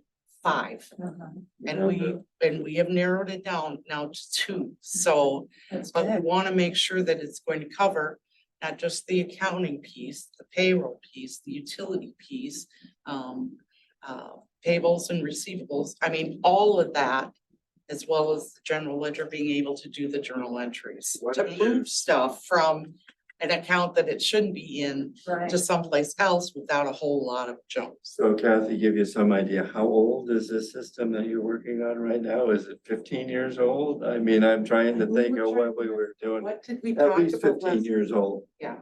So, I mean, we've totally outgrown everything that there is to be able to work with this. Do they even have support for 15-year-old systems anymore? To their credit, they are very good at supporting That's you amazing. to the extent that they will come on your computer and fix it. But they are not good at helping you learn how to do it So so that you can fix fix it and next Yeah. time. And they're not educating you to how to. No, Customer support. That's a. Yeah, right. that's huge piece. So it's not user friendly and it's not, customer service isn't there, so. I was just saying to Renee, I need like a week to just focus on the accounting stuff and straighten that out, get the chart of accounts aligned to departments. And make sure that we know what's going into the specific account line items. In some areas, and we talked about this last night at the council workshop, in some areas, they have too many line items that they don't need that kind of separation. And then in other areas, they've combined them all where they really should have better separation. So there's a lot of work that so to answer your question, I understand it feels like it's been a long time for us as well. I expect to have a recommendation to council at the September meeting, which is when we'll adopt the and have it built into this preliminary budget that we're doing. so that that's submitted and certified by the end of September on that project. Okay, And then we've got to do all the migration and stuff to get it ready. January 1, we're on the new system totally. Will the new system That's the plan, also yeah. take care of billing for city water and then someday sewer? That's the utility That's stuff. the utility side. Okay, just Yeah. making sure, because I Yeah. know Yeah, it's all good. once upon a time when I ended up eventually getting a water bill that was way out of whack, so months and months ago, maybe a year or two ago. So it kind of takes us back to the conversation about what are we talking about for next year's budget? And we're kind of shooting in the dark at this moment in time. Well, you It's have. temporary, 5% increase from last year.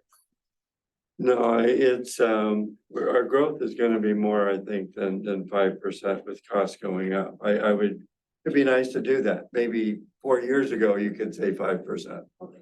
But Now- since now you're in a January situation- 21, 10%? January 2021, we're up 17% in costs over, our inflation is at over 17% So in you just over can't, 2 years. can't just do it. Yeah. And we are looking to do more this next year. Exactly. Well, we were in the budget talk last year and we said we were gonna get our RFP out.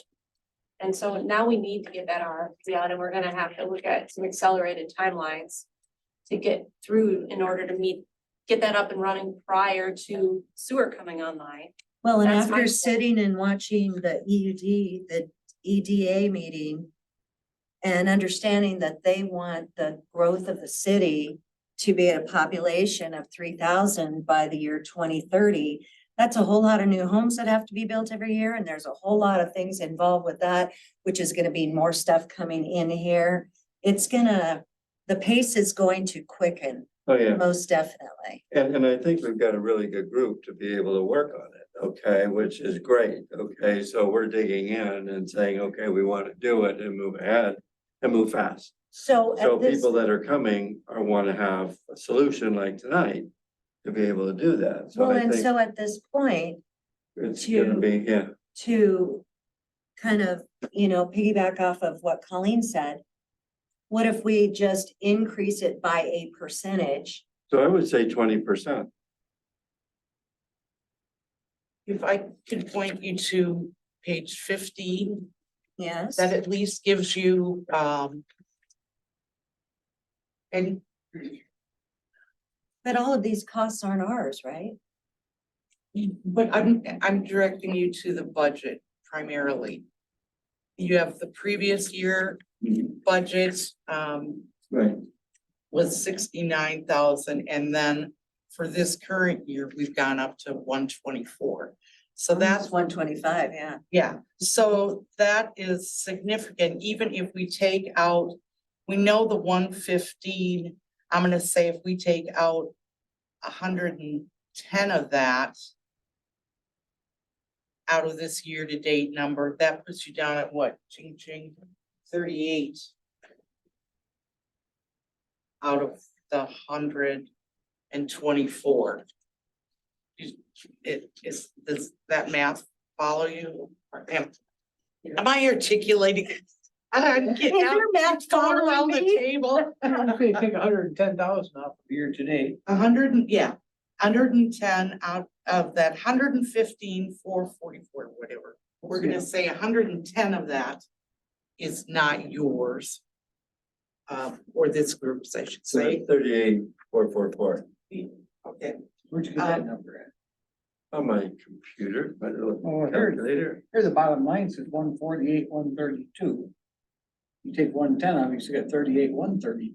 So that's that on. Okay, so 7 months I- into the year, I- we've spent approximately Numbers that 40 she grand. gave Is that me, what you're not saying? Taking it Yes. off the bottom line. so roughly other a things third that- of your budget. I only But we took had planned on getting our the RFP I out didn't and use be that working one. on it by It's just a March, so package, we would have you know, been. specific. Yeah, all so over that would budget. have been, that would have I said spent a 148, whole I big take chunk of money 110 off of also. that. Yeah. So, Right. And So we so- know, I'm sorry, we know we don't wanna go backwards, right?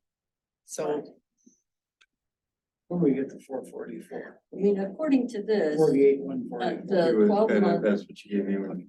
inflation rate was 4.7%. Yeah, but From when that's to when?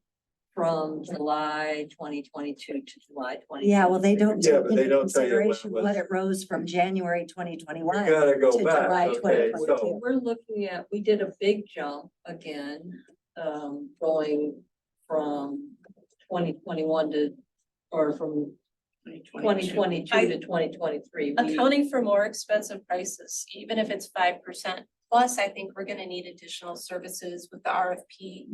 And potentially, because if we do the RFP looking at the code, we may end up doing some follow-up requests for quotes or something as well for other services based. If we just take care of the core code first, we might end up coming up with other ones that we also need to do after the fact. I don't, So you're thinking 20. yeah, we're doing a preliminary off this first one, we can adjust more than there is, but to have a number.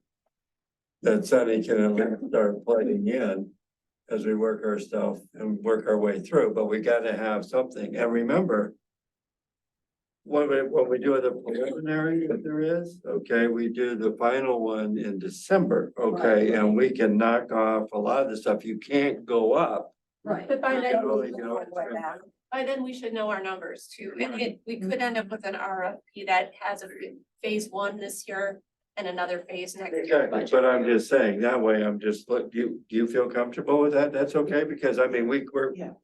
We need to work it, You can okay? only come down at the end of the year, you can't go up. Yeah, that's just it, you Yeah. can, The other thing the question I have then too is, as you're working through the RFP process and that'll go out from my office and come back.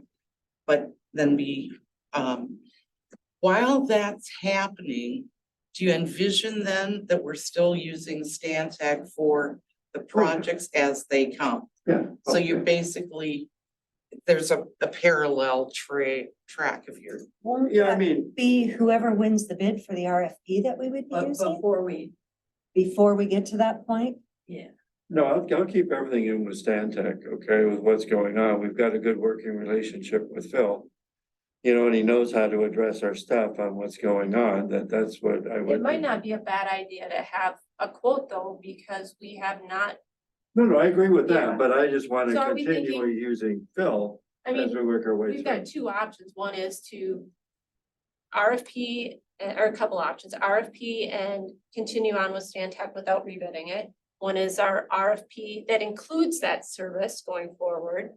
Or we could also do a RFP there, and we could also do a separate one, just looking at zoning support services as a separate one.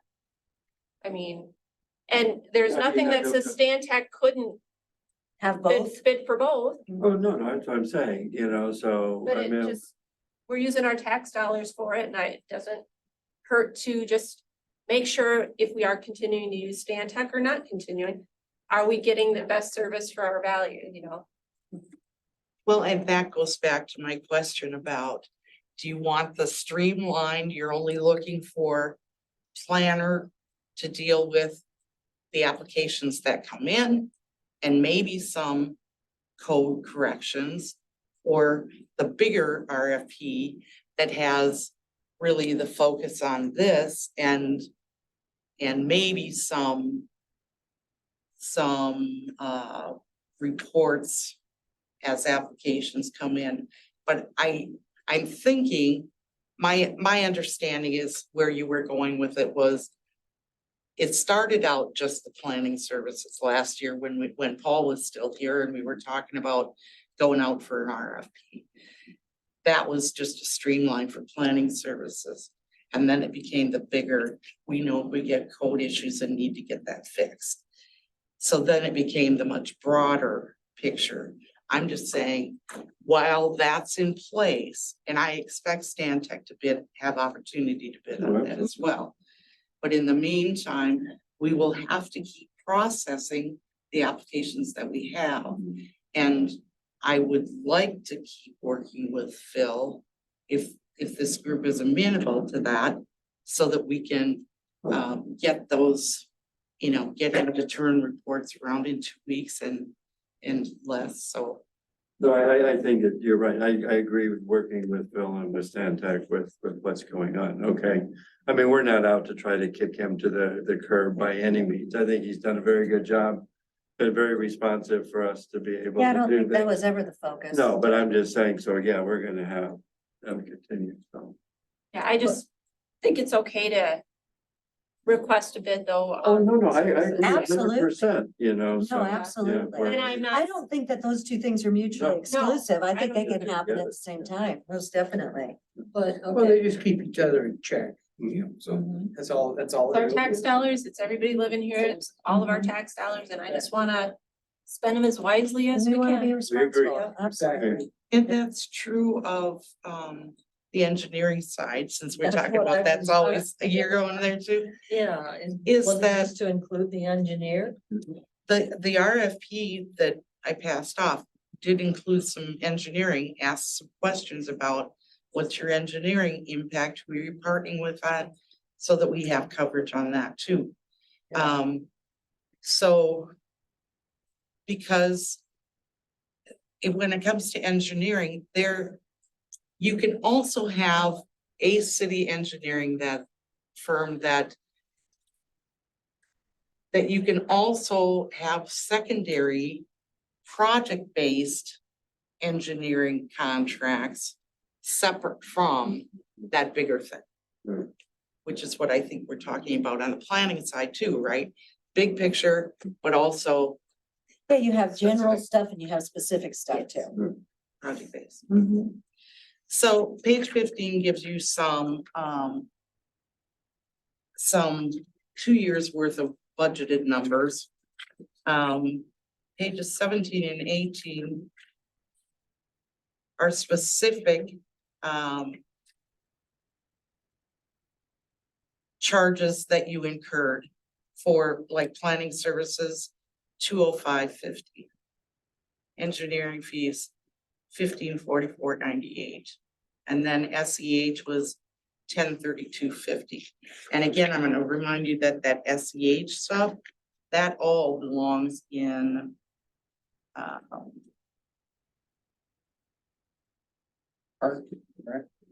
yes, thank you, because it's the Zumbro River Regional Yeah, some watershed. Trail, whatever. Stuff. Yeah, stuff. I know I got real technical there, but sometimes I have to. Stuff. Okay. So are we in agreement then that what we're gonna do preliminarily is ask for a 20% increase in our budget over last year's budget? And if we need to, because of information that we are gathering between now and the end of the year, when they do the final budget request, that we can roll that back if we need to? Is everybody in agreement? I with think that? that's a smart way to do it. At least we have a number to be able to work with. Otherwise, we don't have a number. And you're talking 20% per line item. I was just looking at the 20% of the 125, basically was what I was looking at. Yeah, Well, and remember, last year when you talked about, we need $48,000 more without, allocation. I was the one that gave that allocation. And asked if you had any feedback. So that's why I'm asking now. Yeah. Do you want me to do? If you want to add Yeah, another we were planning 20%, on- I'm happy. yeah, we were planning on having it done a little bit different, but the RFP didn't go out, so we couldn't do what we were planning on a monthly type basis. As being a fee that we were gonna give out, if I remember Kathy, you were looking at that last year, that was your recommendation on how to look at some of these different things, so.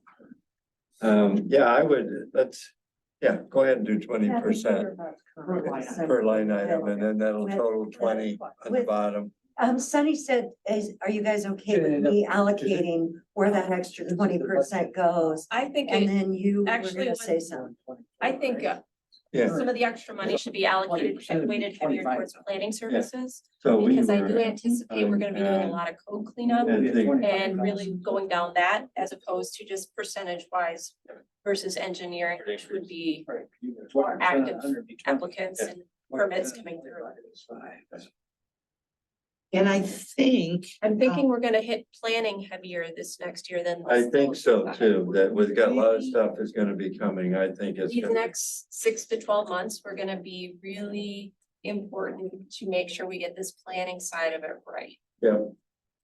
And I do think that'll, like I said, heavier on the planning services allocation for the change than to the actual engineering, which would be more the doing side for active permitting. Well, how much? Yeah, I mean, but if we just look at it down for right now, so Sunny's got a number. Yep. Okay, then we can turn around and adjust more as we go into this. Well, and Sunny, if you're agreeable, you can absolutely make recommendations to us as to what you think the allocation could possibly be with the conversation that's been going on here. That's what's- And we can all assess at that moment, Yeah, right? We yeah. still have that flexibility within the group, Right. correct? Right. That would be good. And again, I can work on the numbers and then, get that to you, so we have a discussion next month, That would be which good. would still be In time to be able to September make some council adjustments. meeting has to Well, be. with EDA coming on, how much of this stuff are we gonna be able to put onto their budget? Is there anything from our budget that would fit into theirs that wouldn't actually go on ours? Cause they're gonna develop, they're gonna be planning on developing stuff that, you know, is there, We're looking. just because we're Sure. planning. They're looking at the individual level, trying to attract people. We're looking at how do we want the town laid out? And that, to me, that's two different Okay. courses of action. And then there's two different line items for that Clarification. too, that we're gonna be looking at on the budget. Okay, which is, Right, Yeah. and again, you have different roles to play on behalf of the city. And there are some areas where it's gonna really need to mesh in terms of, but you're the keeper of the code, if you will. That's, I just see that there's some places it's gonna mingle together, Yeah. that's why. yeah. So definitely this year's budget, or the budget we're working on now for next year is going to be different.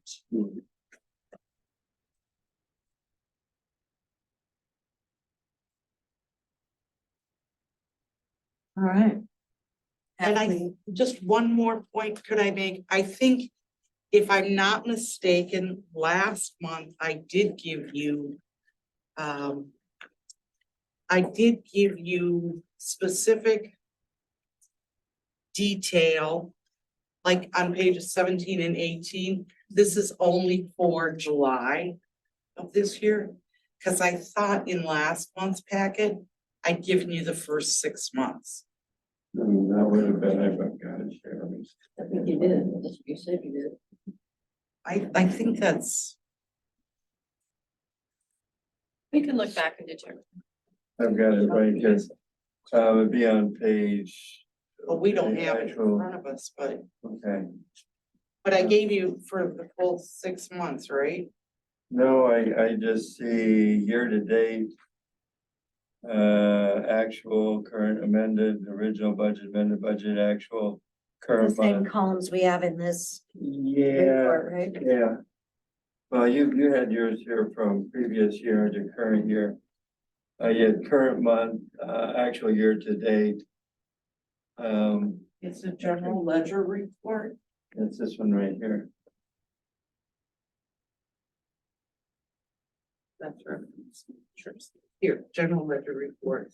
But it And is- this was all 6 months. Okay, So by account, it has every expense that fell into there and was paid from that account.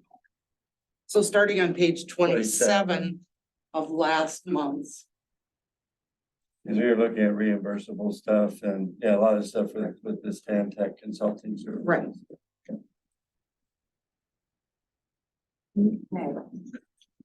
Are we complete with the financial reports? Are there any more questions? Okay. Moving on. New business. And it is a discussion of code amendments to align requirements for water and sewer connections. That would be 51.0 50.020 and 51.021. And we have a memorandum here. And the background, as noted at the July meeting, the Water and Sewer Committee recognized city code contains discrepancies between the water and sewer hookup periods. The committee recommended that city council assign a review of the utility code, chapter 51, to Planning and Zoning Commission. The issue, city code needs alignment in chapter 51 so that the water and sewer sections align with the requirement that both hookups are to be required within 1 year of availability. Recommendation, the commission should A, review chapter 51 for inconsistencies. B, develop language for appropriate ordinance amendments or direct staff and consultant to do so. And then it's got A and B again. So I think this would be C, schedule and hold the necessary public hearing. And D, make recommendation to city council for final approval and adoption. And on this one, I think this came to our attention because of, what was it, a 5-year that that was put on originally. If you got a water hookup, you had, with the city going by, you had 5 years, and we're turning around and putting everything into 1 year for both the water and the sewer. You know, so we're getting rid of the 5-year that was in there from the past.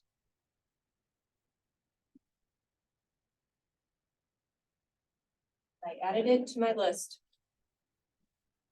I think we need to do this one where we need to have that public hearing sooner. Because we're right now at a point where we're hooking up people that there are, because they're. For water or for sewer? In the Yeah, phase. they both have to hit together, otherwise one's gonna be, you have up to 5 years with the water, and right now we're putting the 2 lines in. For the water and the sewer, so we want, and we need that hookup. So that we can tell what to charge people for the sewer. If you don't have the water going in, you don't know what to charge, what's going out. So if I'm hearing you correctly, we need to have a public hearing on September 14th. So that, 6:45. so that we're ready to hand this over to the city council at the next Tuesday. So that they can approve it, so that Absolutely. everybody is, And I think it's that important to get this one done, and it was a delay that was there because, water and sewer, when they were meeting, didn't know if they were gonna do it as a 2-year or do it as a 1 year. And then everybody voted that it was gonna be done as 1 year, which put everything back to what there is off of this. okay, so we've established that this needs to happen really quickly. So what is the best course of action? Is this something that we're going to ask our planning consultant to give us language for? Is this something that you and I need to put on our calendar, like right now, Kathy, to draft something? Can we just use the 51021 for 51020 and replace sewer with water? You have to have both of them in there.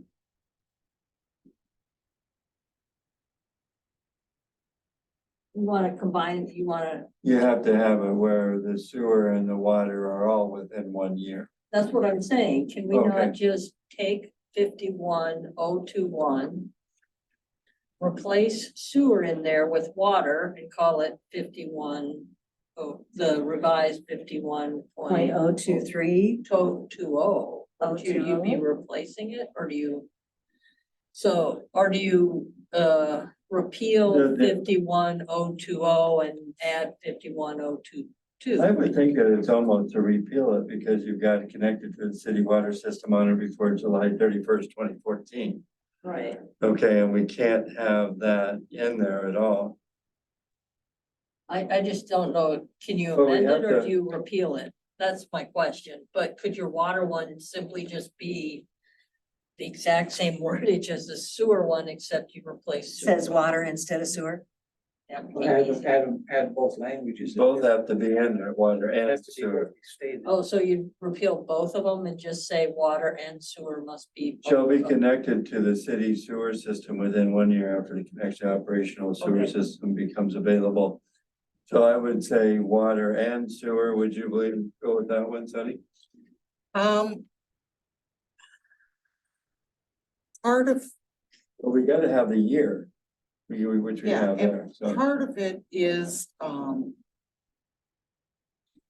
of what I understood they wanted to do was really have you look at that entire utility chapter. I just thought it was just a. By one- September 14th. No, no, no, Oh, but okay. no, just on, we need to get the year thing matching up. Mhm. And understand too that, that year doesn't happen the same for everybody, No, it says Right. right here, when the connection, because That's the we're connection. doing it by zone, bringing people on by Right. zone, So it's gonna happen So- in waves. Within year basically. after availability. right? So Section A will they're, be here, happen now, section B will happen. with 2030, but you they'll have to get do a, it. a firm letter on what their date is, and they've got a year from that, the date of that letter.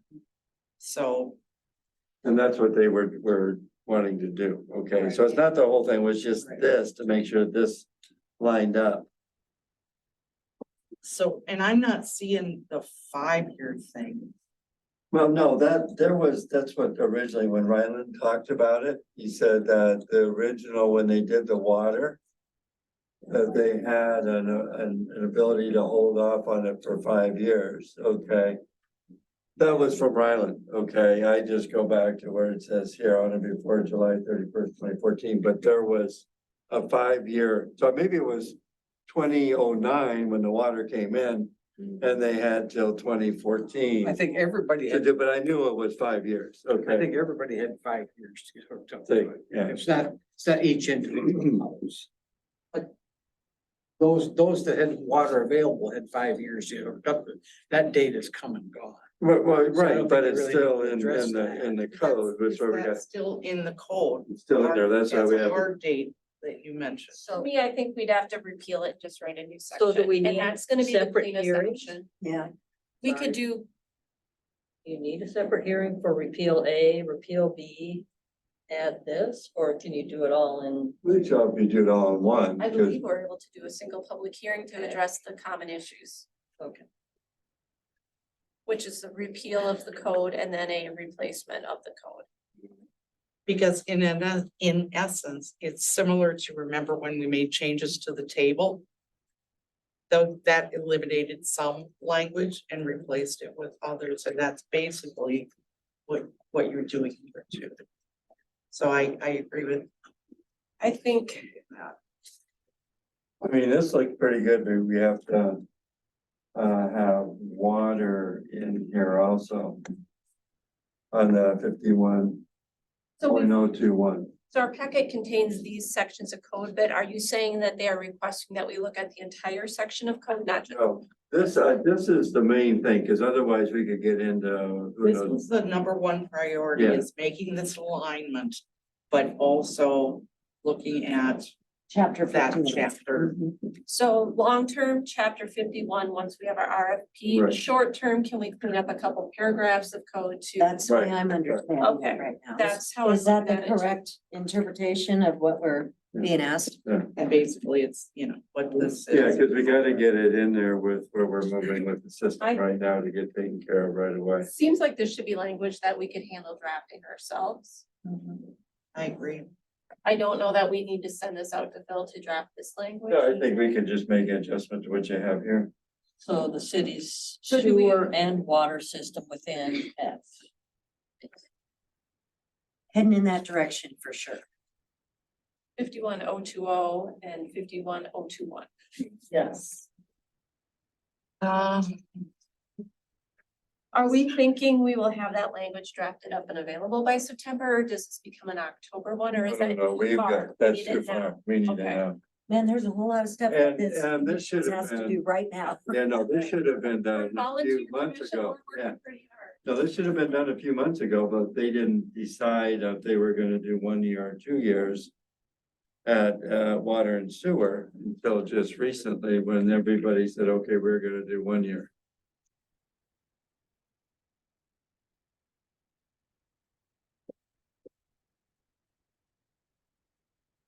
Okay. How many public hearings do we have so far next time, Colleen? 2? B3. This will be the third, right? Mhm. Yeah, we gotta have it on there. Okay.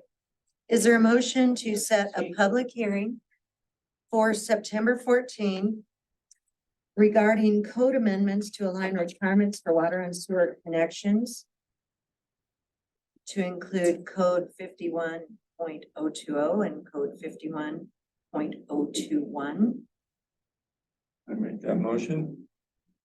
That you So the said. motion is to repeal. The motion is to amend to create code amendments to align requirements for water and sewer connections. And then I cited the code for September 14th at 6:45 PM or later. Okay, Sunny, in your experience on what's going on in the city, is the 500 feet that's in there, is that realistic? In terms of notification. Or where- Well, it's located within 500 feet of municipal sewer main. I'm trying to think of anything that would be beyond the 500 feet, or do we need to? If we're making this change, You saying to extend it or? shorten well, it? I don't know, it might be okay. I'm just trying to think of the meeting that we had at Water and Sewer, that was only 100 and whatever feet that there is, so I'm thinking 500. How many football fields is that? It's like 1 2/3. Yeah, it's 1 2/3 field. I even knew that.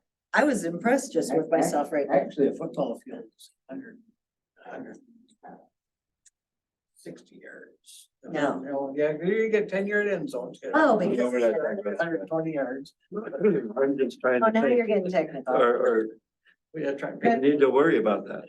That 184 feet was specific to that one I property. know, but he was talking about the other The others being. contractor, he said he had some that were over 200, but he didn't say anything Well, there's to some look over- at the 500. There's That's, some over in Woods View that are quite the distance off the road. 500 feet. Is that all? I don't know. There's, Just, I don't know, I would say if we want to look at it prior to the meeting or do some research, bring it to the meeting, because yeah, that was the only thing I was thinking, if we're gonna make this change. I don't think we're gonna answer if that's the appropriate number tonight. I think that will require some more looking around. See what other cities do too. and my recommendation would be that we lean on not the planner for this one, but for the engineer office. To, Make sure that that To help, 500 yeah. is. Is that? Yeah, because if we're gonna change it, we That- might as well. do So it maybe right. that's a good question to have answered and put into our packet, is specifically ask the engineer, is the 500 feet length listed there appropriate, or is there a better recommendation of, not best practice maybe? Cause I mean, if you're looking at gravity or you're looking at water, if it's 500 or if it's 1,000, it's still, you're got the same pressure that there is with it. So it shouldn't make that much of a difference. but we're gonna hold him to a certain extent, him or her, accountable for enforcing some of this stuff. That's why I wanted So to make that's sure why that we I- have that. Yeah, that I would want him to look over it. That makes sense. Is he going to look at it before we start working on it and I'll put him put at it within the Yeah. next two. and put yeah, 2 weeks. And it'll be pretty easy, I think, for Phil to say, okay, this is or not, and same Well, thing with Phil's Joe. not the It's not with engineer, Joe. though. Joe will do this. I was gonna Okay, yeah, say, Joe will Phil's know not right the away, engineer. Joe is. Joe has He's been good. living with this a long time too. He so- knows everything, yeah. Yeah, because I would hate for Kathy and I to put in whatever hours we're putting in, and then all of a sudden we receive information that shows us that all the work that we just did was for naught. You know, that would be a big bummer. Yeah, Joe will know. So So, can we delegate that to them? You're, I think that specific question should be delegated, that Yeah, mhm. Joe can handle that one because he knows the distances of everything that there is right now. And I think we, for purposes of getting it out there, just leave it as is, but have that as an extra exhibit in case we want to change that during the public hearing would be appropriate. But we could draft the language for now using the existing 500. Yeah, because what I'm looking at is there's some lots that are over there that are gonna be coming in with phase two. That are in northwest, those properties are on 2 and 3 acre. Parcels that are out there that would be coming in, and then there you're gonna be running into an issue with that. You talking about off Center Street over there? You get Those are into some the- pretty good sized Eventually, we'll get properties. into the issue of lot Just to make splits that as about- well, when you start talking parcels that big, but that'll be something our RFP and our consultant will help us with too. Yeah, but these are existing homes. Exactly. You know, so, Okay, let's bring this back for just a Okay. moment here. so you're gonna talk to Joe and we'll work on that one with Joe and we'll keep the rest of the language. With this, with putting water and sewer in there for the 1 year. Upon notification, which is what you're gonna be doing. the So I think, motion was for the public hearing. I think that I asked if there was a motion for the Oh, I public did- I hearing. did do the motion. And did you say you so moved? Was there a second? No. I thought I said make the motion for what she said. Oh, I didn't hear that. I'll tell you Okay, what, make there's it- like so much going on that, Okay, so moved Make the by motion. Jim Phillips. Okay, This meeting's going on after they go home. I make the motion for a public hearing to take place September 14th. And At 6:45 or later. reviewing the two codes that we have, which is 51.020 and 51.021 to review the 1 year connection for operation of sewer and water when they become available. Is there a second? Second. Is that right? Yeah, everybody looks at, I'm typing. it has been moved and seconded. That we have a public hearing on 9/14/23, 6:45 PM or later. To discuss code amendments. Of 51.020 and 51.021. Is there any further discussion? And if not, I'm gonna call for the vote.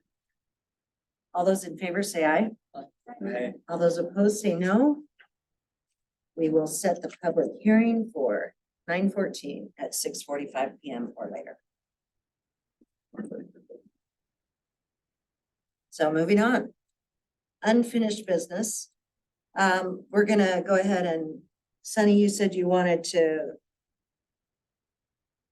have us further the discussion of the moratorium on cannabis. And so what is it that we need to talk about at this point? Because I believe that we had the language prepared for the posting of the public notice. Do we just need to reestablish this for public hearing? And use the language, resend it to you and use the language that was intended? Good, we got through that one. Okay, so, So I don't. Yes, if you could do a motion to reschedule. Yes. that. so is there a motion to reschedule the moratorium for recreational cannabis to September 14th at 6:50 PM or later? Make that motion. I'll second it. It's been moved and seconded to set the public hearing for 9/14 at 6:50 PM or later. Is there any further discussion? And if not, I will call for the question. Vote. For the vote, thank you. That's cool. Is it time for that breathing exercise stuff, Colleen? Let's Okay. vote. All those in favor say aye, Uh, and all those opposed say no. We have now rescheduled public hearing for recreational cannabis for, And Paul, you made the motion and Jim made the And second. Jim second, yes. And again, my apology for. I think the. okay, is there any reason that we need to look at the attachments for that right now? No, Okay. No. I was gonna say, I read through all of I didn't them, even print the attachment parts, so yeah. knowing that there would be no We're action gonna taken. do all that. Well, and you already read the 300 pages, better part of. So we listened to the We were Zoom on that meeting Zoom there meeting was. on, All of us. at the on Zoom meeting. Tuesday also. So, oh gosh, we've got all the FAQs. That's a lot of pages on You need cannabis. to let me know what's better. Oh, Now I'm looking for the end of the cannabis.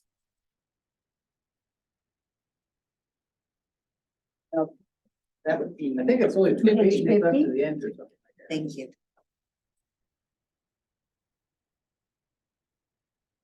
So, discussion number 2, outstanding item from 2022 meeting minutes. And that was regarding firearm sales through auction. Excuse me, I believe. What it says in the city code, and we don't have anything in our city code that addresses that, correct? Right, It's, and in my search, because I thought. I've we got had it on my talked about- list. I thought we had talked about cannabis before, so I was doing the research and I ran across these things that we had. That had come up before and we kind of addressed as they came, but had not in terms of the code changes. And the situation that came up that brought it up in the first place has resolved itself right. at this point in time. Because it was a transfer within the family. Well, this is already on the list, correct? Is this of any particular urgency, or is this, you found it, you thought you better put it in so that we don't forget about it again for another 8 or 10 or 12 months? Was that, I'm trying to understand, just where we need to Yeah. rank this in urgency. Yeah, and that's part of it, but remember, we have the EDA, they're gonna be marketing, they're going to be wanting to attract businesses and. All the more reason we've Where- got to get this RFP done and push through that. Absolutely. So it Over this has one. to take a priority in order to get this done. There's no other way around it.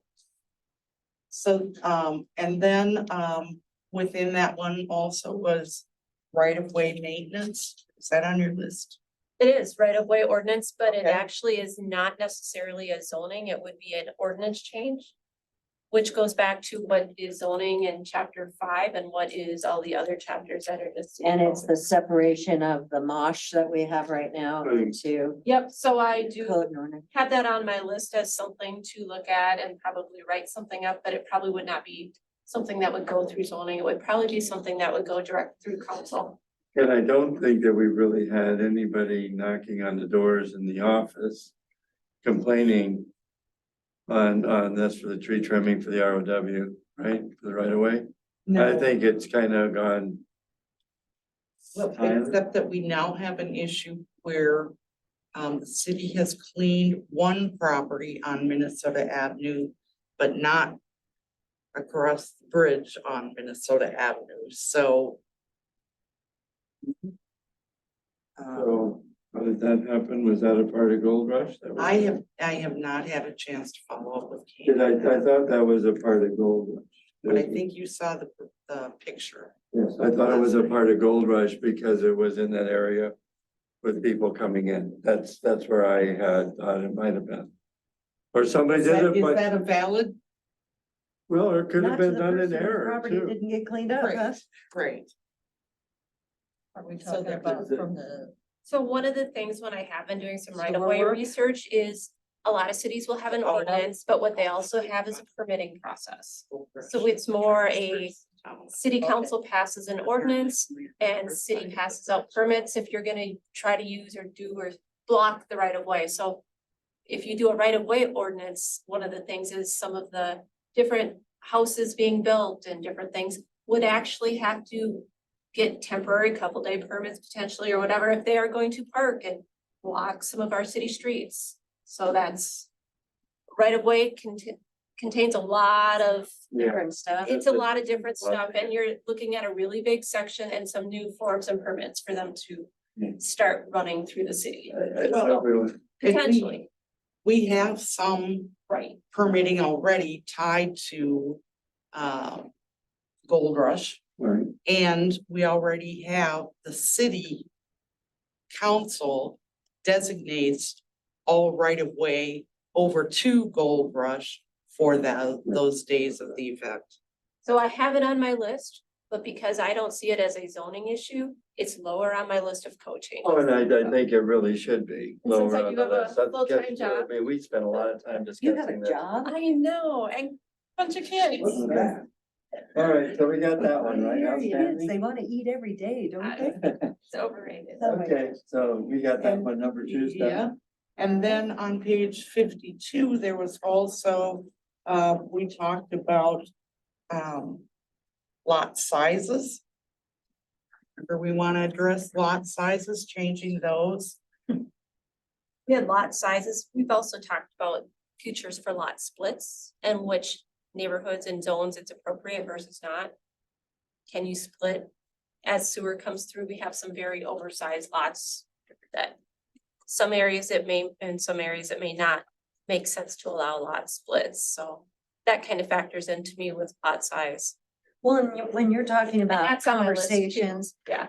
conversations about lot size, we were talking that right now it's 20,000 square feet because they have to have their septic. And we were talking about reducing that because septic will no longer be necessary. Right. Okay. And I think at one time Phil had provided kind of a graduate needed Well, again, Thought. if you look, for us to consider. where we have River Bend. Those aren't 20,000 square foot lots. I don't believe in River Bend. What goes on because they use a community septic Septic. system, and so it was done differently on the lot splits over there, so. Where's, Thank- where's River Bend? It's Up on just North two River. houses up from That's where us, right? Kathy lives. It's the cul-de-sac that's the brand new addition. Just, Where we just a live. little bit further southwest of your place. No, west, It's literally one house beyond us and you hang a right. And then you're you in go Riverbend. around, yeah. Very nice area. Okay. Was that everything we needed to refresh our awareness of in regard to the I think I minutes? got more.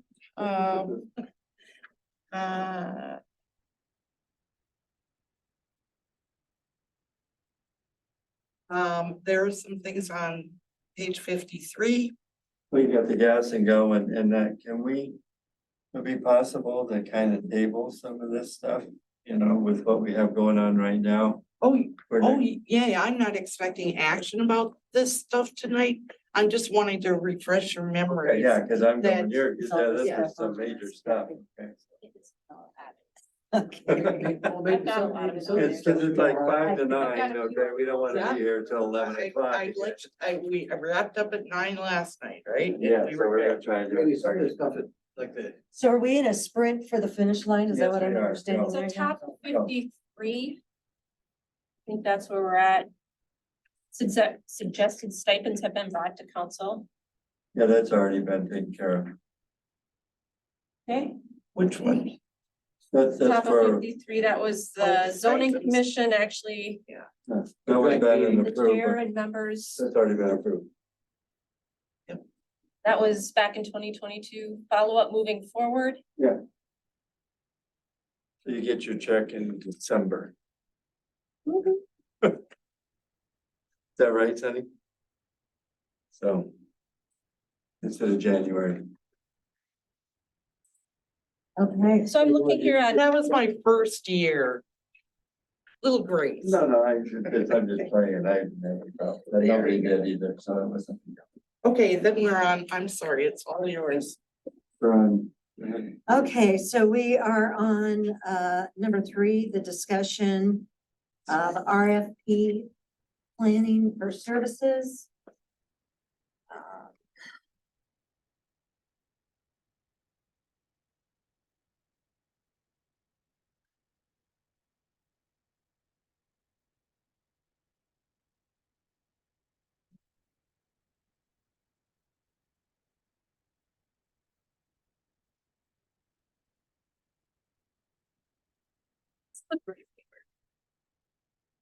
Thank you.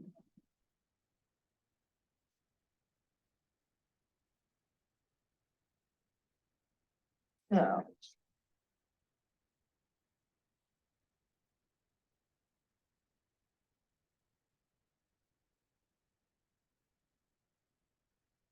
Oh, you have a new email? No, this is a fictitious, just because we're thinking, wasn't there a conversation that all of us are supposed to have some sort of planning and zoning email address? Wasn't that part of the training? And, I wasn't here for that training. I know That our was- prior chair had an Orinoco zoning Gmail account. So if we don't get one set up, I would recommend we do the same. I think everybody is supposed to have one according to the training, aren't we? Well, I watched the prior chair. Sorry. Well, I watched the training. Video, I must have missed that. Yeah, I think I must have too, I think I seen someone. I could We be haven't had making an things up at this So point. so on this one, That was is, when I was in Jamaica when you were doing that. Yeah, so. I don't know that we've gotten a orientation. So So- Kathy, you said there was one before that was this one? So I don't know that we've had an orientation, but when I was talking for the email was the prior chair had. I was thinking about Yeah, the this- training that we had that you didn't conduct it. I don't even think you were here. No, I've never had. And, and it was, Oh, the joint? training? yes, Okay. and we got, yes, it was joint of EDA, city council and planning and zoning. Right. And I believe, who was it who conducted that training? Your city attorney. Okay. Flaherty. Okay. And so what I was thinking was that he had said something along those lines. I could get out that packet and look at it again. I mean, But this should be, that email address right now is a placeholder, Okay, okay. basically. it would make, it should be pretty easy to hook that up on Orinoco zoning at Gmail. Well, Oh. I know I'm sorry, I cut you off. No, that's fine. The former chair or prior chair. His was Orinoco Paul, and then in the past, I know they used, cause, Mike J. Phillips at Orinoco.com. right, but that's the new process, Right. because. He had orinocopaul@gmail.com, and in the past, the council, cause Counselor Kraus has this orinococarl@gmail.com. So I think there was a history of that naming convention. And we've been trying to move it towards. So if we. Orinoco.com. I would actually, if we were gonna do an orinoco.com, I would recommend zoning chair at orinoco.com. Because then there's a Move it, consistency yeah. from person to person. Absolutely. But then how do you do the ones that aren't officers? We can, I think the. That's question is gonna be less what- important discussion for tonight. Okay. As a, for another. Very day. good. Well, Okay. you just numbered the seats. Yeah. You know, that would take care of that.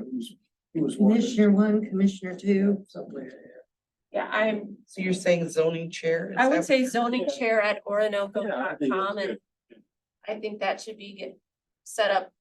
And if it's not set up by the end of, what are we on today, Thursday? If it's not set up by next Tuesday, then we go and you determine what Gmail address you want to set up as chair. And you can plug that in, Okay. or whatever time frame we want to go with, but Zoning chair at Orinoco.com. I'm suggesting we each get our own. I think we need to have one for the entire zoning board to at least start that discussion, and the rest of it we can figure out later. And so Sunny, is that something you guys already own the domain for that and you can just add that address into what you have currently? I think we can do that, although we're switching over to .gov. That's we- where we were going. See, we haven't done that one yet, so. Have we got the .gov Well, set up? because we had issues with our website people and getting Yeah. that, and I was on a call. That's another story. Yeah, let's just do it at orinoco.com, which is, I think, pretty decent. I think we're looking for a It'll- timely it'll turnaround, switch, so yeah. I'd say orinoco.com and not worry about the .gov yet. Right, Cause we want this RFP out because we were hoping to be up and running by, I looked at my notes, it looked like almost by last March or April. When we originally started running, so by my calculation, we've got quite a few months of catch up we need to do here, so I don't wanna wait for a .gov, I'd like to just keep us moving. But yeah, by next week, if we don't have the email set up for you, Wendy, I would recommend that you change it to whatever email address you see fit there to make sure the RFP continues to move along. All right. So, the only reason we put August 10th on the front of this is because it was tonight's meeting and there are gonna be other things in here that you guys are gonna look at and you're gonna go, holy cow, Kathy and I, as we were looking at this and setting up dates, this is super aggressive timeline. And it is for the very simple reason that Kathy just explained, that at this point, we are a few months behind and we're gonna have to play catch up at some point. And I'd rather start playing catch up now than realizing a few more months down the road that we haven't been moving nearly fast enough and we just have to like crank it into Mach speed. That is not a mode that is going to be the best for everybody that's involved. And so if we can start cranking it up now, well. September 13th. Friday. Yeah, So if we start in section A, just the objective. What this is really looking at and as the title kind of alludes to, planning and land use ordinance update, we're kind of focusing in on our chapter 5, that is zoning. If we start to throw a lot of other piecemeal stuff into here, we could get some bids that are really out there trying to cover all of these little pieces. And I think our primary focus really right now just needs to be the code. That's kind of what we've talked about, is cleaning up the zoning code itself, looking at what do we need to be able to grow and get new areas of growth within the community, both in the residential, the commercial, all the different aspects of zoning. So when you look at that, that's primarily how this is written. And if you look at line 2, land use regulations and advise the Orinoco Planning and Zoning Commission in ongoing zoning matters. So the way this is currently written to me, it looks like we would be tackling the code and potentially also having them parallel and support us at the same time as we have these research questions we've got coming up.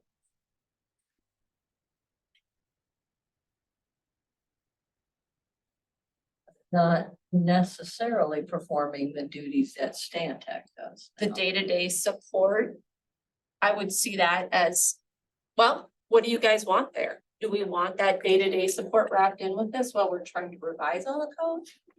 Or do we want that day-to-day support kept separate for the time being? I think we should keep it separate. I agree with that. Because we've already got the separate thing rolling, right? Yeah, keep it Let's going. not- We're let's moving. not- Tackle this piece first and then next you'll look at that separate piece. Yeah, let's not commingle them at this point. So when we are talking about advise in our ongoing zoning matters, we're strictly talking more about the coding, not applications that are on our agenda. Right. I think it just makes sense for us to move ahead. Otherwise, you're gonna be stopped. So that's the first section. Then we do get into the contract administrator. So the RFP has been issued by the City of Orinoco Planning and Zoning Commission. And then we do say all communications concerning this RFP should be directed to, and Sunny, if it's okay, we are leaving you there to be able to take all of those that do come in and CC to Wendy, and Wendy again will need your whatever. So there's our first, we need to have something to plug in there. And then similar to other RFPs that are out there, inquiries about and clarifications of the RFP. So Sunny, again, we're gonna have those go to you there via email.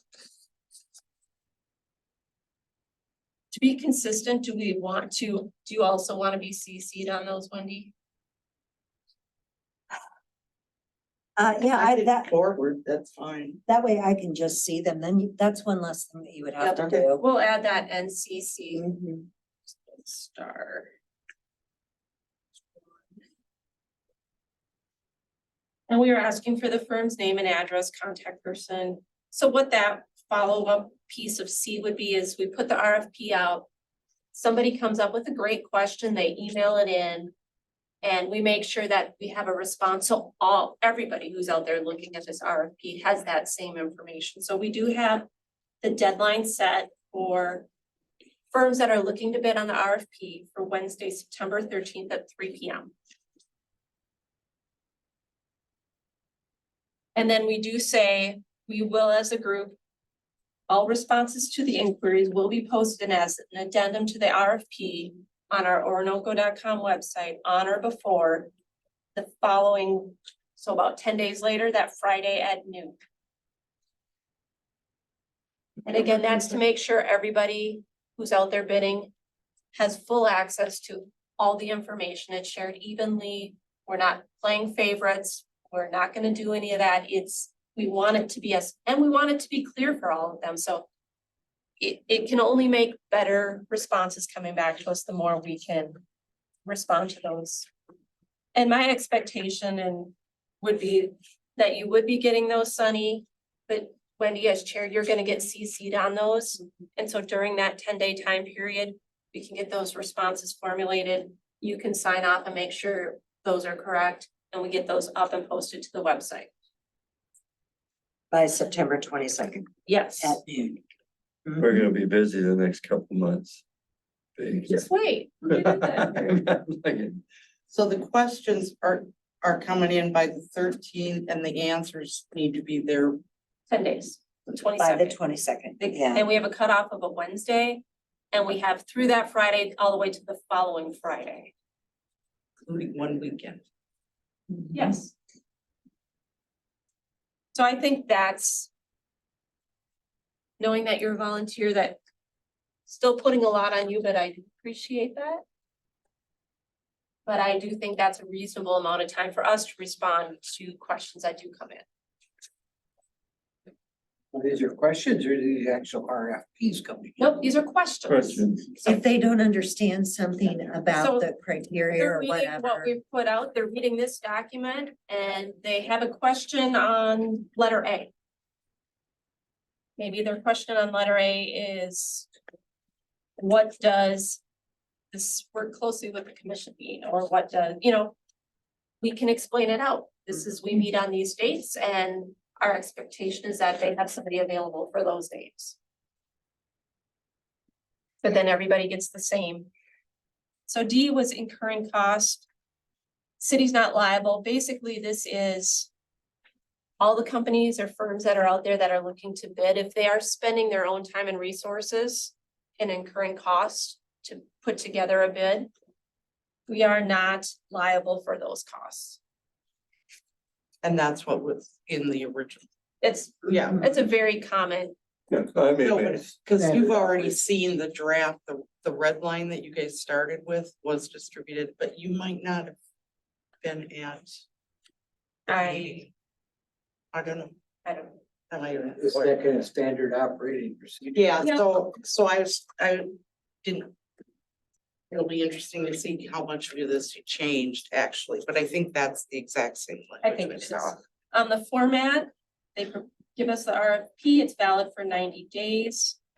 And again, pretty straightforward with our time frame that we're looking at. Like you alluded, it's pretty aggressive, but that 90 days should give us enough time to evaluate as well as negotiate the contract and any of those other details that we need to get taken care of during that time. So we are saying cutoff for the questions is a Friday, September 22nd. What we are saying, they will then have a turnaround time of about a week to 2 weeks, week and a half. Friday cutoff, they get a full week, and proposal submissions are due a full week and that Monday at 4:30.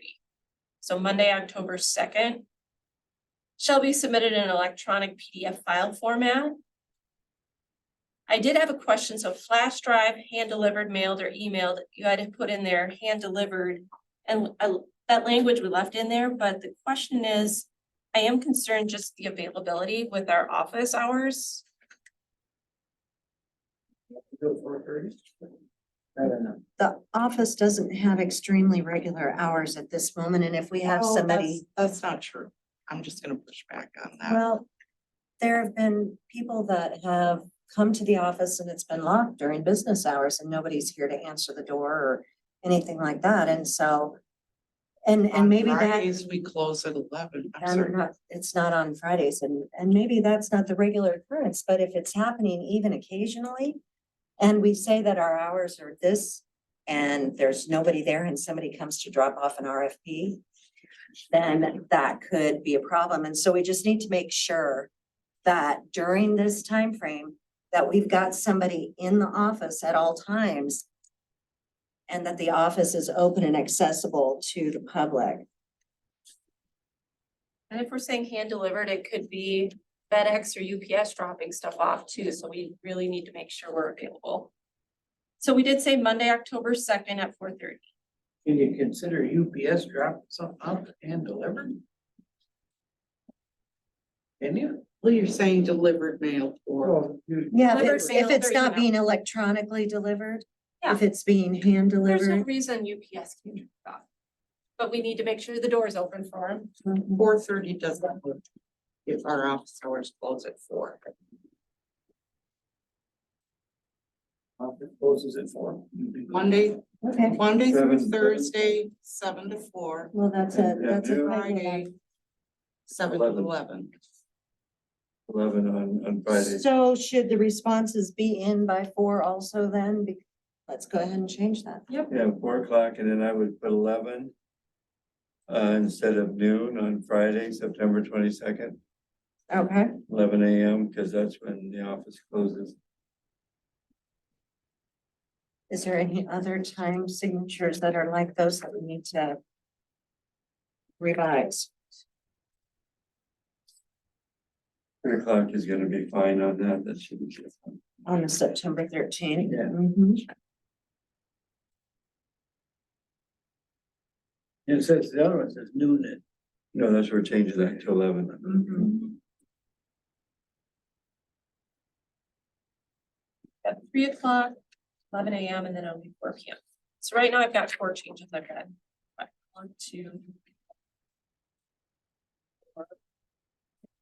And then the top hand delivered proposals must be dropped off during normal business hours, and then those hours are already set there. 7 to 4, Friday, 7 to 11. The one thing that's interesting is, and this we didn't change, it's very common across the industry, additional time will not be granted to a single respondent. So somebody has a valid reason, maybe one of the responses that we put out, they looked at reworking their proposal. Additional time may be granted to all respondents at the discretion of the commission chair. So should a valid reason come out that the date needs to be extended out further, everybody gets. Everybody gets this Yep, extension. And that would be something we put out, make sure everybody receives that as well. So selection criteria is the next section. And responses to this RFP will be evaluated by a selection committee based upon the respondent's proposal and information proposed as outlined in section 3 of this document. The selection committee will consist of a subcommittee of the Orinoco Planning and Zoning Commissioners who will review all proposals and make a recommendation to the commission, mayor, and city council for contract approval. Should a commissioner be unavailable for the review and interim time period, then the commission chair will appoint any open subcommittee seat. So basically, by sitting on zoning, you will be hopefully able to, and because we have this condensed timeline that's pretty aggressive, there's a week in there where we're looking at doing interviews, reviewing proposals. I'm gonna probably end up taking some time off from work to make sure I can make all those, because we will have these groups coming in potentially during the day to be giving our proposal spiels. So we do want to make sure we have time available, and should any one of you not have the ability to work it into your schedule, please find us, maybe a prior zoning chair or prior zoning members might be good suggestions on somebody who could look through it. I'm in Iceland. You what? Lucky you. Say that again? She's in Iceland. Iceland. Wow. That'd be a fun place, yeah. You're gonna have to check out the warm pool. There's several of them. We're Yeah. gonna all be living vicariously through you that week as Absolutely. we sit in here. I am not, So This what does not dates look are like. you- So with that, and Colleen, lucky her, will be in Iceland. Mhm, You may start thinking about somebody to appoint there. mhm. So we basically take a look at all these contracts. We'll have one of our commissioners apparently unavailable, lucky her. And after we review them, determining, we will choose. If the committee chooses to interview any respondents, the interviews will tentatively held the week of October 9th.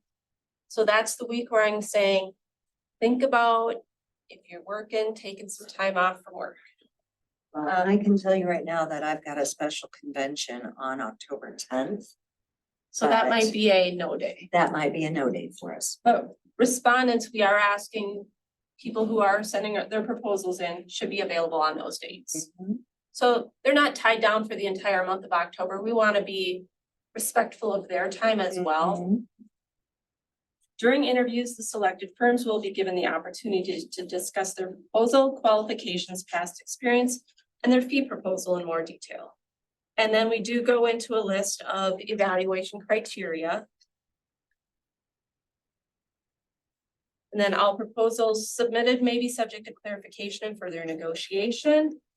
All agreements resulting from negotiations that differ from what is represented within the RFP or in the consultant's response shall be documented, included as part of the final contract.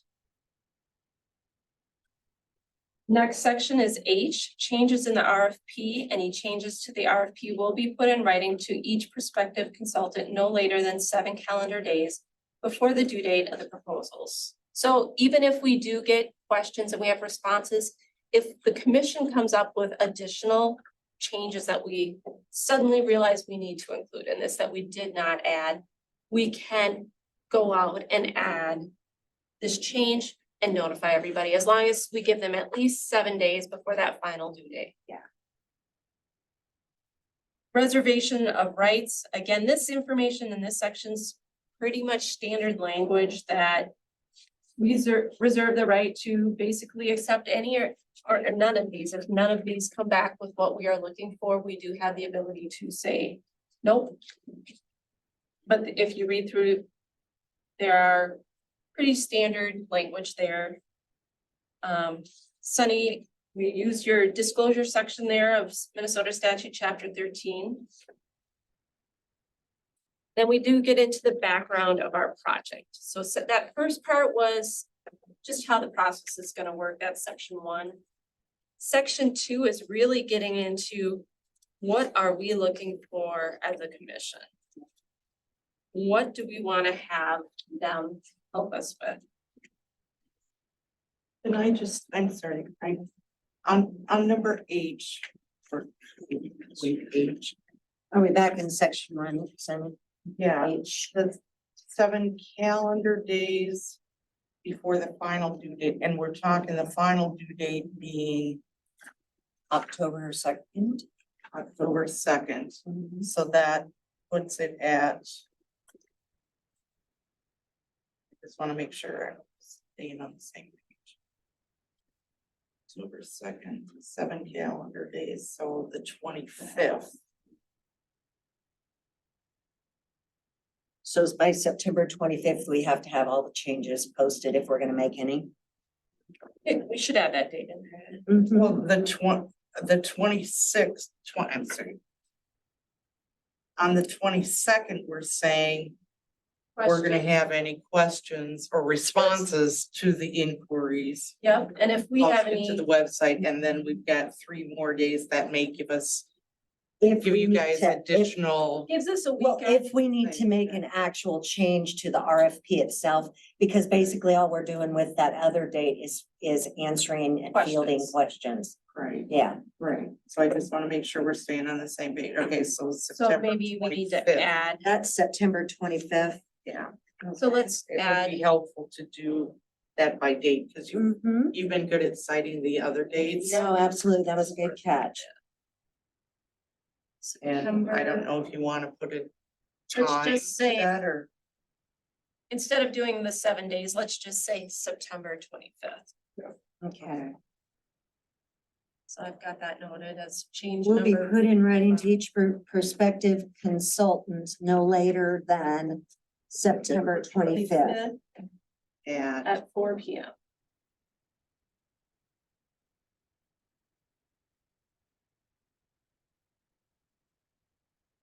are those gonna be then posted as well Yes. online, or would we email and or both?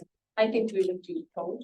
Yeah, I think that it states in here that we would put them up on the website, I would. right? That was that the is. questions and answers. I think we would put these out there as a courtesy. We can certainly email people, but I think for the RFP purpose, it's posted on the website.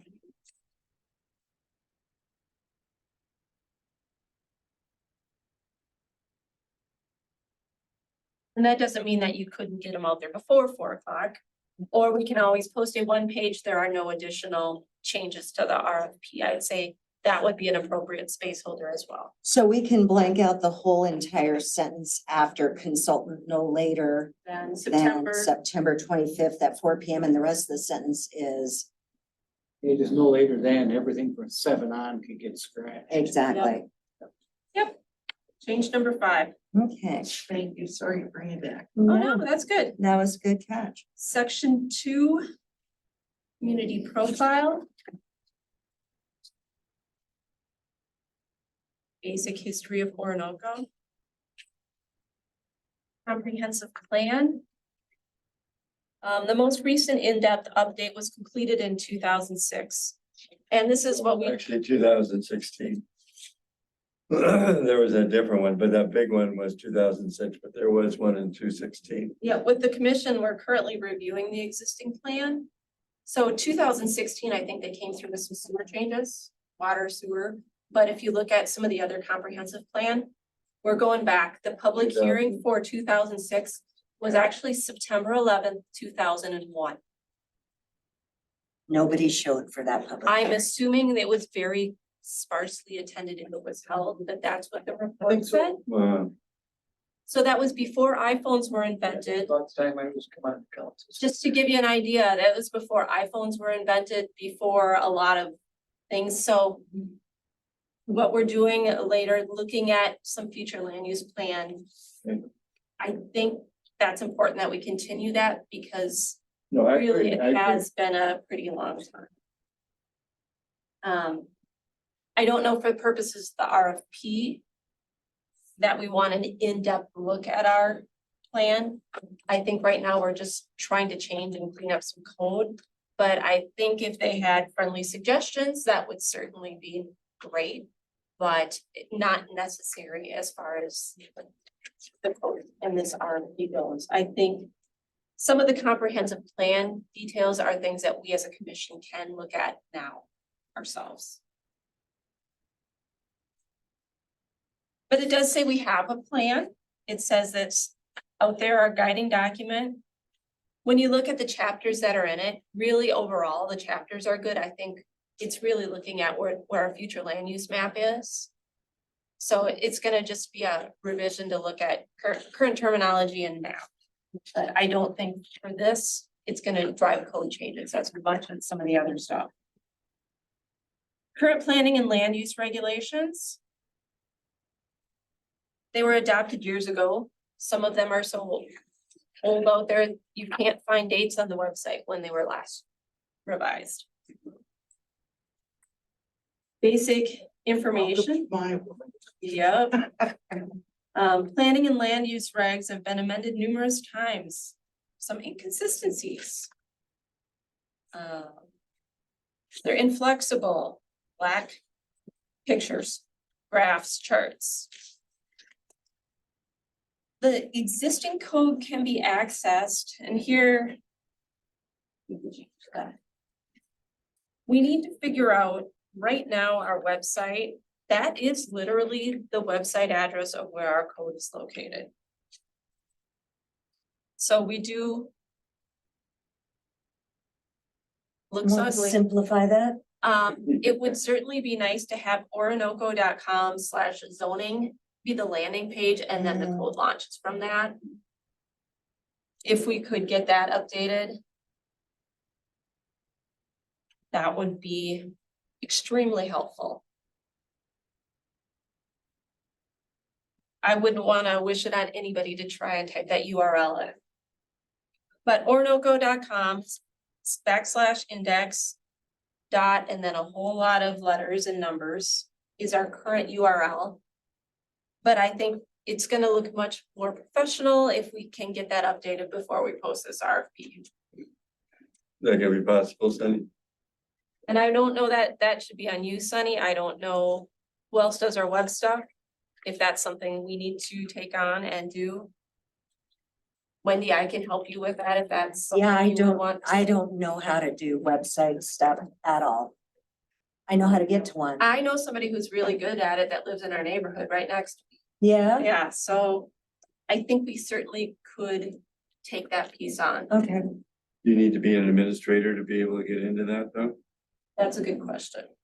I bet you do. I would have a hard time believing it wouldn't. So, And I do, and we can. we can set Wendy up. With that. We can figure that out. Okay. So I think Wendy, we need to get you set up and I am more than happy to help volunteer somebody to come and help us. Just gonna shove me into the 21st century, huh?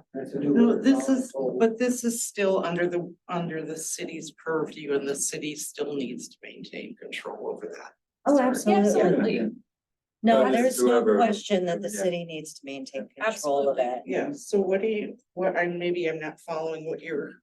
We need proposing. to get a new landing page within the city's website instead of this URL that's extremely long and I wouldn't want to have anybody try and type that in. orinoco.com/zoning. And then off of that page, we can put this link so it's still there like it is today, but we need to have a user-friendly way to access our code.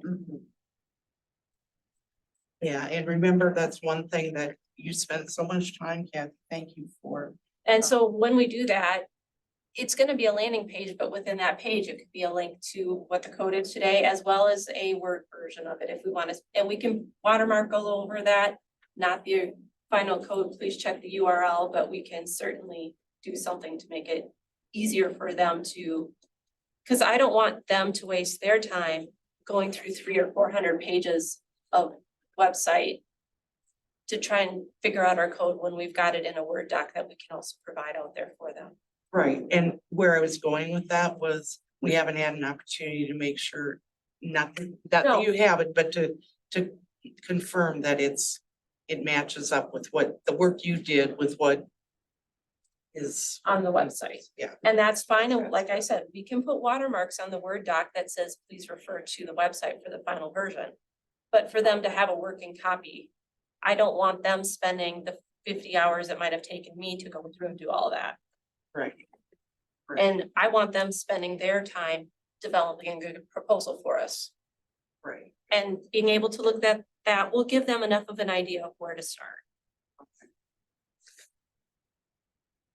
So general expectation of services is the new section.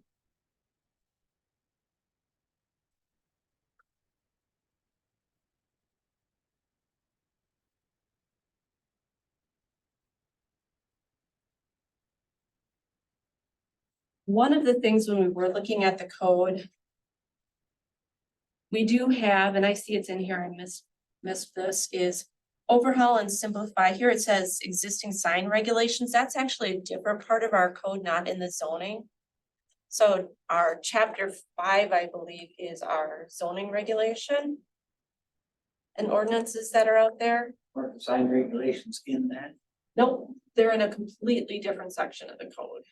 Except that you remember, where, like with the Shad Freitz's application, I thought I could administratively do that, but you have language that takes it to the zoning section, so. I'm suggesting for the RFP, we may want to just stick with the consultant looking at the zoning portion and have the sign stuff, something else that we take on ourselves. So it's not chapter 5 and now it's also chapter 3 a little bit and, you know. Unless you guys are thinking we want to have them propose that gets rolled into. Well, actually, our land use is chapter 50. Land use is chapter XB 15. So anyway, If you're having them look at the code and bring it consistency. well, we're having them look at the zoning code. There's a lot of city ordinances out there. We're really trying to hone in on zoning because that's the part that we need to have right to grow. I get And that, then- but if there's other portions of the code that are referring to the same thing but saying something different, you need your consultants to find that. Do we want them Yeah. to hone in on this or do we want to pay them to read all of the ordinances though? I think it, you know, we want to get a stab and see who we want to go with, and then we can fine tune it as you go in. Otherwise, you're gonna spend a lot of time trying to go through stuff and not be able to have time to do what you want for the quote. For the proposal. So I think that would be the next step, is what I'm guessing, trying to do that. A different phase to tackle the signs. Right. So I would just say that bullet might be one we'd want to take out. Because I do think a sign ordinance is probably something that we can probably lean on some other folks, or once we get some extra zoning help in, that might be something we tackle on our own versus paying consultants. Oh, was the sign code that out of whack? The difference on the height and everything else that went along with it, but it was a matter of not being in code, so once you Yeah. got in code. you gotta- It's a cleanup project, but I think for purposes of our growth, the sign code is not gonna stop our growth and expansion of our city. It's not And I gonna think- stop people from growing either. No, and the sign code is not impacted by sewer and water. And if that's part of what we're looking at is sewer and water is really a big change. Sewer and water is not gonna impact our signs, so for me, I'm okay if we don't put that piece in the RFP. Well, and if this group is amenable, we can administratively change that so that it doesn't move into your realm as P and Z and just keep it in the administrative thing. I mean, that's something we could do separately, Cleanup we can do outside of the RFP. but I think that's a future discussion, but for purposes of the RFP, my recommendation would be we don't focus on signs, we focus on Yeah, I don't- people, houses, businesses, I agree. growth. Can I? Yeah. Can I just add though, you have 2 buildings going up right now, or you have, the 2 sisters are looking at signage right now. And, we know that, yeah, we do have 2, and, that other business, that's being built for Glenn's Motor Coach. That's. They'll be looking at signage and stuff. Motor coach. But on So I'm that, just saying, the sign Yeah, is not, but and it may be something you wanna And it might defer be to something, EDA as well. I think for the time being, we just run with it as the process is, knowing that it's on our list to clean up, but for RFP purposes. I wouldn't put it in here yet. I'd prefer to tackle that outside of the RFP.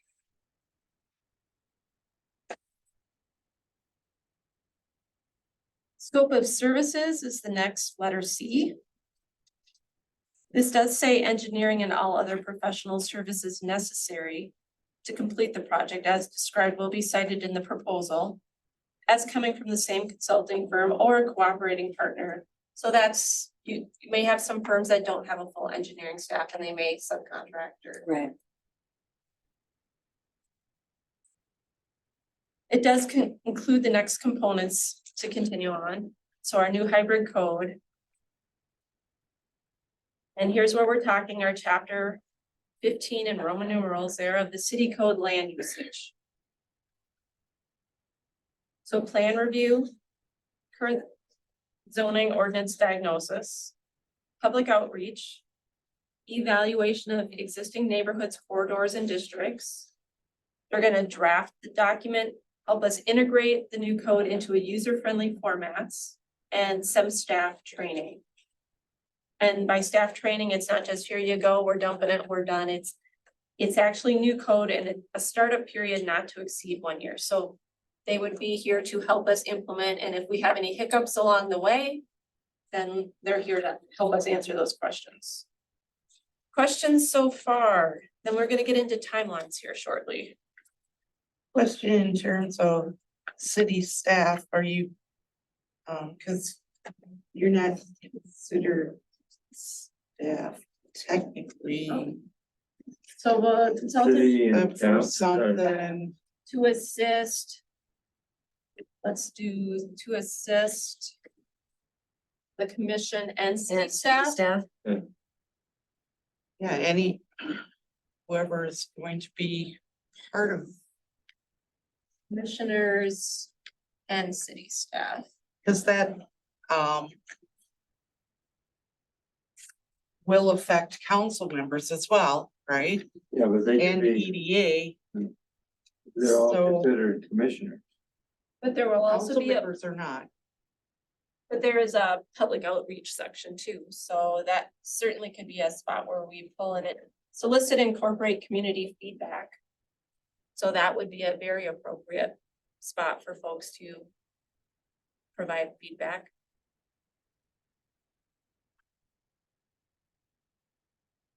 but I think that what Sunny is asking I mean, is, if we put. city instead of staff- saying staff training, maybe to say training, the consultant shall provide resources to assist Training commissioners, and Oh. implementation. Staff, city council. So just skip the Yeah. people, just do the consultant commissioners, shall provide resources to assist with training and implementation of the new code. There you go. okay, Okay, training and implementation of the new and that will imply anybody that needs that, right? anybody that we as the RFP holder say gets trained. Okay, so the consultant shall provide resources to assist with training and implementation. Yep, of the new code through a startup period not to exceed 1 year. Got it. Thank you. Nope. Thank you. Letter D, now we're gonna get into some dates and I see here, so tentative project timeline and payment. So these are our best estimates for major milestones, subject to change to fit our city and the commission's needs. Although if they, and we do say, however, consideration of input from the consultant will be used to develop a final schedule that we used when in award contract. So the turnaround and when are we gonna get this RFP distributed is still to be determined on here. So I know we're up to 8 changes, not significant changes, but 8 so far that we'll need to tweak. And based on that, once we get that done, I'm hoping we can turn around and get this RFP posted very quickly.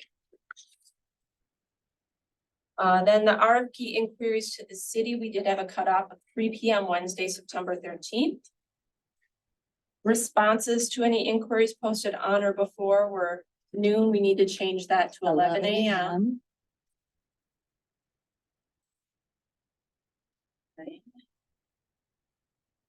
Then we should put in there that September, 25th. yep.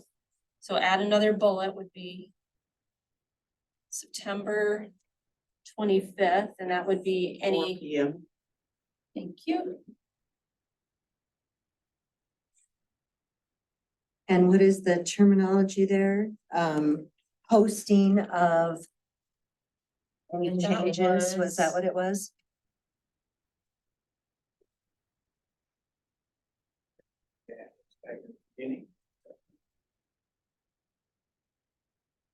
Funds, it's actually any changes to the RFP by September 25th. Yeah, all right, yeah, Okay. in here.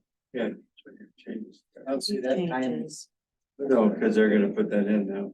to RFP. Yep. By September 25th, and what was the time? 4 o'clock.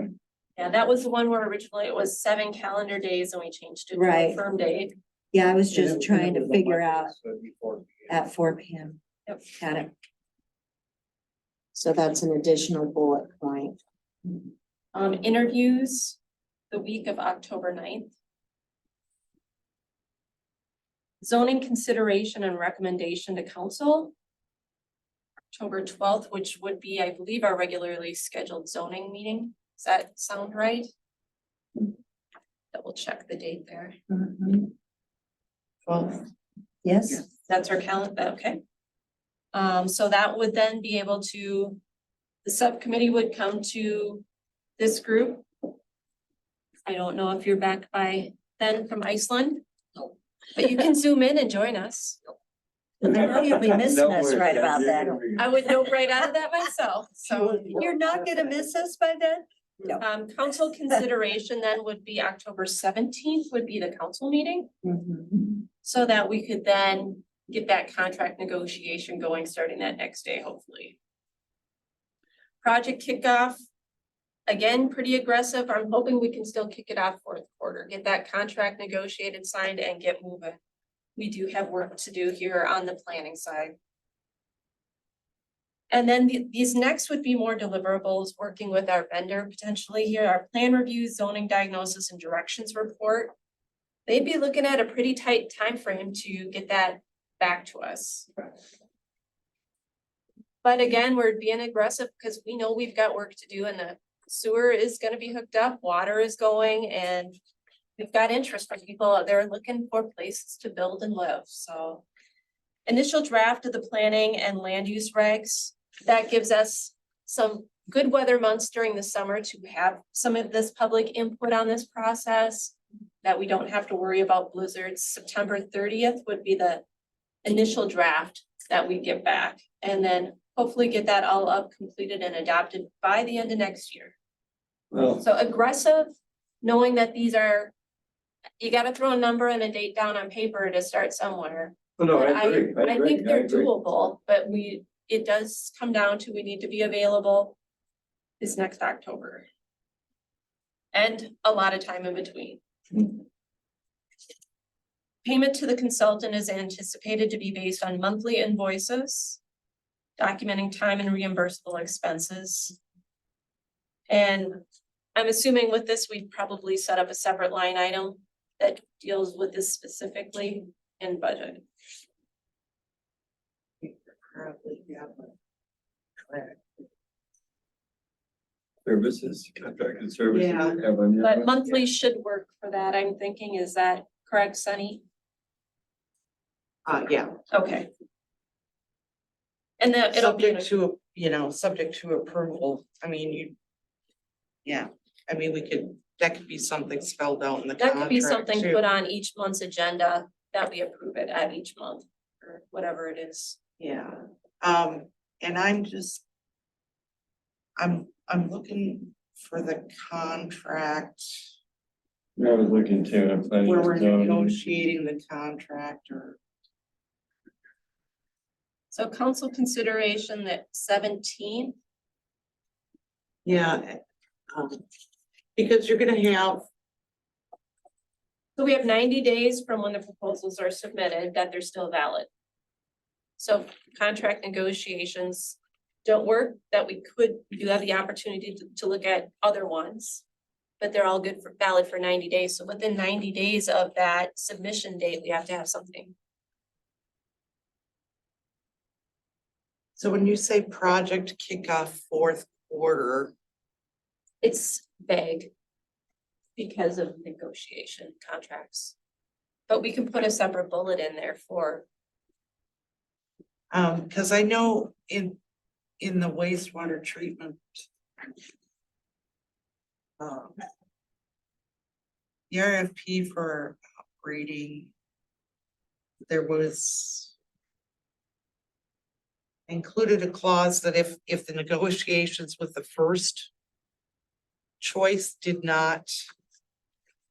Prevail, Then the it city could, extended. the city could move on to another. Mhm. So, I think that would be a good clause to throw into this as well.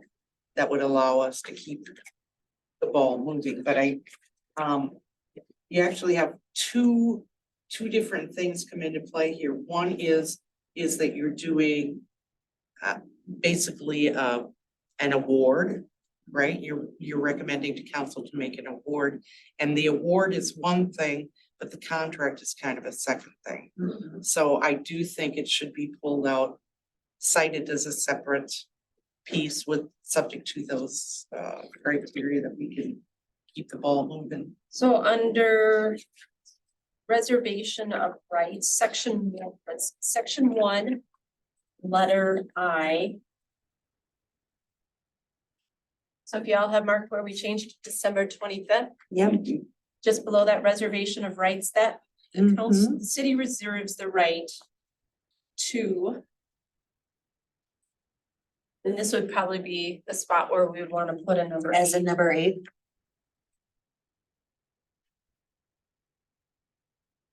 Can you send that RFP to Wendy and she can copy that line and plug it in there?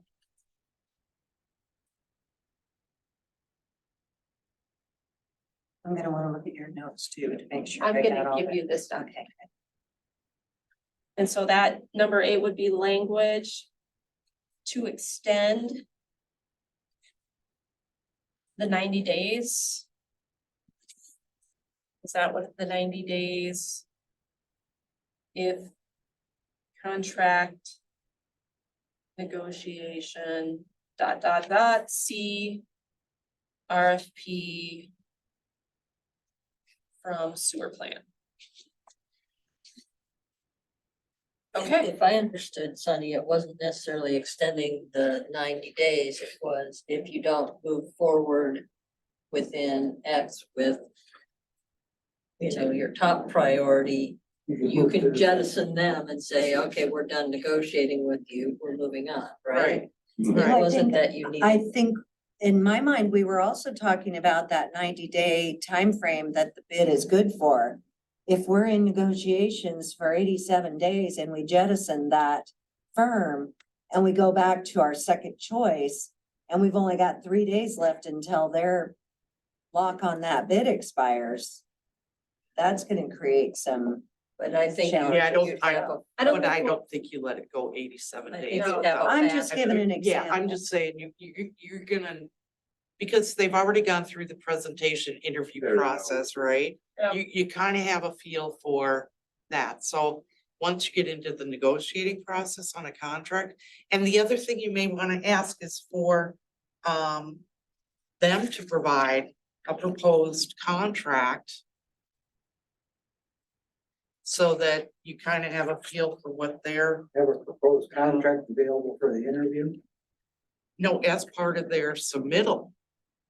Just a template. Well, that would be that would be in the interview too.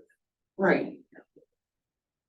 And you're gonna pull something along this line from the water and sewer stuff and send that on to me so I can add it as number. You have a copy of that, don't you?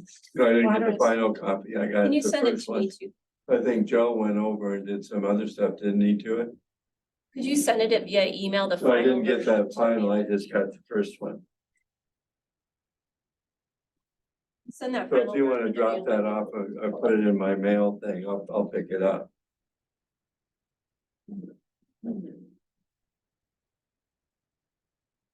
Okay, are we back to the, Brain is fading. I know, it's like. I hear that, it's getting late. There's one, okay. That was adding a number 8 to letter. Now we pop back all the way to, we're back in our timeframes. So do we add that contract into that reservation of rights if they're required? Contract with that? Sunny's gonna forward the language for that.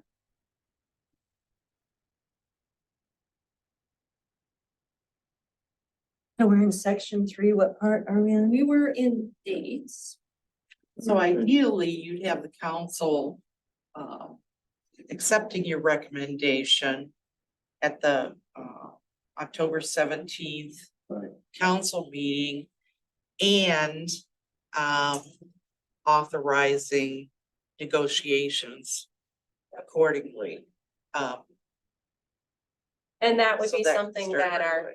I believe, at our October zoning meeting, we could have a draft language that has that already in a resolution, so we're plugging in the name of whoever it is we determine would be our primary. And would we also need to name a secondary? I don't know. That one we'll figure out when we cross that bridge.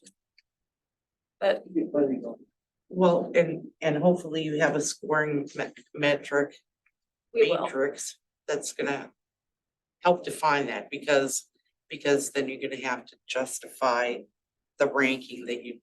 Yep. In order to. So, yeah. And so I think when you're talking about a sample contract, that's the next section. So section 3, submittals and requirements. So everybody's gotta submit to us a cover page. Their name of their project, firm, address, phone number, contact info, their business organization and history, past involvement in similar projects and key staff. I think it's important that we know who we'd be working with. Approach and work plan. Fee quotation. Maybe after projects example and supplemental information, rights reserved. That's where the city has more legal language to protect us. But maybe after fee quotation or after project, maybe after fee is when we'd say draft contract language, or is that what we're thinking in there? E&a-half, I'm thinking, or would you just put it in as a number 8 under fee? I was gonna suggest under F, project samples and supplemental information. Okay, number 4, What's number 4? under F, project examples and supplemental information, there's bullet points 1, 2, 3, and we'd add a 4, and that's where we're gonna grab some language that we'd get a sample contract from them. Okay. And who's gonna provide that language? 1 second. Supply example contract. Provide sample contract for services or RFP proposed services. Sample contract for RFP proposed services. Yep, provide sample contract for RFP proposed services.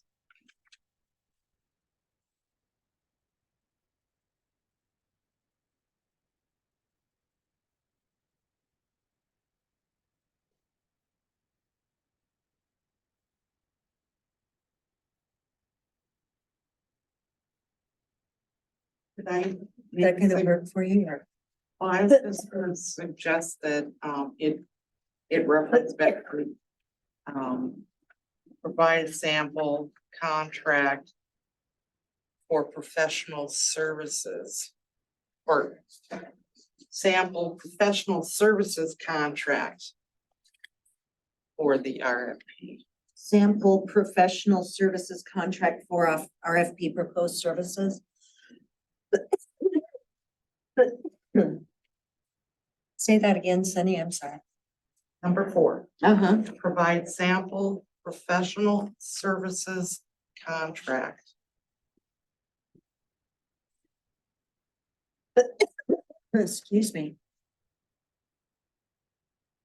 This whole thing is for the RFP, right? I mean, that's their submittal is all related to that, so. So that's redundant language. Yeah. Okay, got it.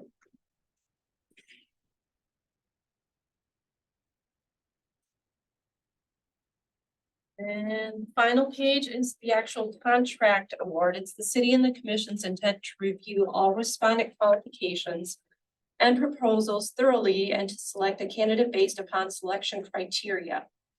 Should the city and commission believe it would be in their best interest, it may enter in negotiations with any of the firms until a contract sum can be finalized with the successor. So that kind of also covers us a little bit in what we were talking about before. With Stantec, that we can, the internet. Yep, we can work with anybody until we get our thought done.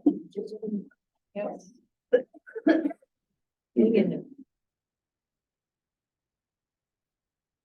Questions? I'm sorry, I'm sorry. Last. They enter into negotiations with any of the firms until a contract sum can be finalized with the successful candidate. Well, in other words, how do we put Stantec in there that we can continue to work with them? Well, Even while we're going through this stuff. That's a totally separate that's a separate, piece, yeah, that's nothing to because do we with didn't this. build that in here. Okay, so, We are talking here about a project to work on our code. And Right, the right. professional services, if we have code related questions, that's what we're Oh, going okay, through. It's okay. nothing to do with the day-to-day, nothing to do with proposals coming through, nothing to do with applications or variances that we have actual residents asking for. This is literally working to on our code. Is there a language modification you think needs to be put into this paragraph, Sunny? That's kind of what I'm. I'm thinking that it needs to speak more to how you're gonna approach that. I mean, because it's finalized with the successful candidate. Don't you hate it when that happens? The first choice candidate may not end up being the one that you actually put under contract, right? And you may, what was the, Well, I read this, actually, it may enter into negotiations with any of the firms. So I'm gonna start negotiating with Paul. It's going pretty well, but yeah, maybe. So now I'm gonna also negotiate with Jim while I'm negotiating with No. Paul. No? No, that's mean. Well, I That's know not- that's me, but that's what it kind of reads like to No. me. Oh, that's how it reads. It's kind of like not, yeah, I think it Kind of needs to, mercenary like. That's what it reads like to me, is like, you know, like you're playing people against each other. And I think you need to stay focused on the matrix that you used for scoring, and you go to the first one. And if that doesn't work and you don't spend 87 days trying to figure that out, but what was the term you used to before you booted them?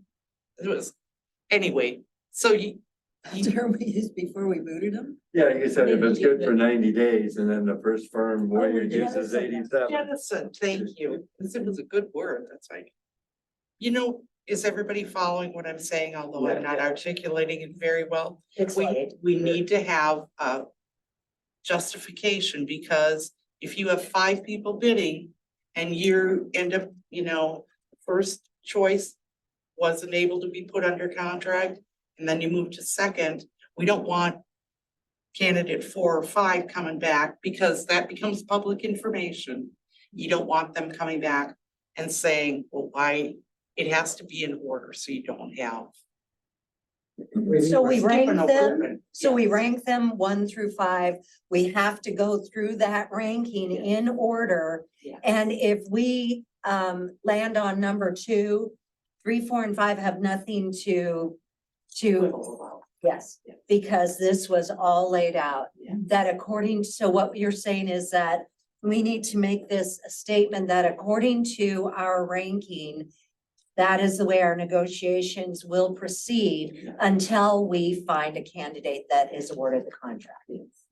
And if it happens at number 1, 2 through 5, they've already been notified. You want to create that language, please? I got it. Thank you. I think That's why some of these RFPs do take time, because there's a lot of consideration, especially when you're talking about these professional services ones. You're talking just about taking the low bid or those competitive bids that are based on price alone. Those are fairly easy to We're not come up buying a with, pickup. but this is much different because they're, With your working relationship for a while that we're gonna be going through. Well, not only that, you also run into different aspects of their business, what they can provide, what the other, just because a low bidder is a low bidder doesn't mean they can provide the services you need. right. Okay, Thank you for allowing me input. absolutely. So I have one more thing that we don't necessarily have too much of in here yet, but do we want them also when we're looking at what they're supposed to give us for deliverables? Any type of measurable contract milestones they need to meet? Do we want to see that in their proposal? Or do you wanna do that when we do the negotiations with that? Do we want them to include in that draft contract language? That would be like a scope of work and a payment plan based on measurable deliverables, milestones. Like, I mean, that know, that would be. you don't good. so much- That sets Because an you're doing it every- expectation. I like that kind of work, so you don't just get a monthly fee. I like to see them delivering on what they're supposed to. Absolutely. So Ask I them can to get you that propose a milestone kind of calendar for less, Timeline, exactly, Yeah. for lack of a better. So when they're giving us what their approach and work plan is. So we are saying, they should identify major project tasks, so I'm on the second to last page. Okay, thank you. And the You read my draft, mind. so letter D, approach and work plan. And it says a fee proposal based on project tasks outlined in section 2. So it does say kind of the breakdown by task, total fees, overhead. But do we want measurable milestones, and I think that milestones should be are worked really into important. their fee? I will come up with some language and give that to you. That'd be great. Okay. And you're going to give me your copy and show me where I'm you going want to it because scribble it my, all on here, 'cause I'm yes. Working it right now, so. thank you.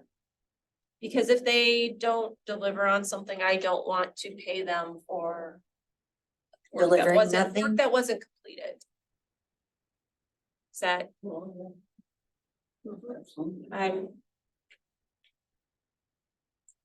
I mean, we'll still pay them as they're working for what their billable hours and but there should be a section of the project that is the RFP based on Actually had you to do actually something. completing these stages. Well, too. and I think too, that just by creating those milestones and setting those expectations, I think that people feel better knowing upfront that there's going to be a certain work ethic Expectation. and deliverable that is expected of them. Yeah. And so a year into it or 6 months into it, and we go, hey, you guys are kind of lacking here. And they're like, well, you never told us that before. I think that that is a really good idea to incorporate that. What their expectations are to start. Absolutely. so is that part of the draft project schedule? With milestones and deliverables? I think that you had it under the approach and work plan, didn't you, Kathy? Just. Well, And number one, number we have 3? scope, goals and objectives. Where are we? So we'd be Second to paying last with, page. Second. to My last. part is thinking about, I want to see part of their fee quotation to include it based on measurable milestones, measurable contract milestones. Add that for like number 8 or something. We have a number 4 under D. The world. Second to last. On the page. wrong, yeah, I'm going the wrong direction. So if you guys are good with that, I'll sit here and scribble until I come up with the draft language and we'll get that in. That piece. I just want to have something there.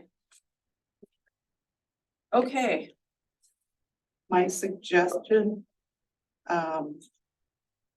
is going to be that under the quotation number 6, you're wanting that in a table format.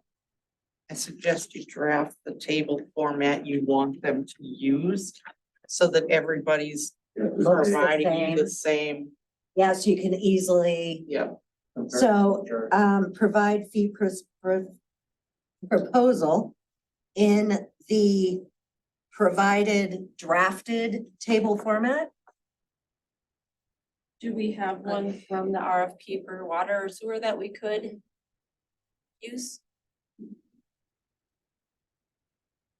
Do you have one available that we could steal from the contract negotiation or what we receive from proposals there? I don't want us to get bogged down in the details of trying to come up with a table Yeah. format. Yeah, because that could take a while and you've got Well, this that's- timeframe that you're yeah, playing and- around with right now. And quite honestly, that was, part of the whole of it is because Well, and is it there, makes your job easier in the end, trying to analyze the information, but it does. is there something that maybe we can pull in the way of a template from League of Minnesota Cities or anything like that? Let me see what my colleagues have. to- Okay, I would say if we can figure out a table format to put there in the next week, let's run with it. Otherwise, I would leave it as it is, because I don't Yeah, want and then- that to Okay. delay our. so 1 week deadline, what is today? I don't even It's know the what. same the date is. deadline as getting the email address figured out. It's the 10th today. Oh, thank you.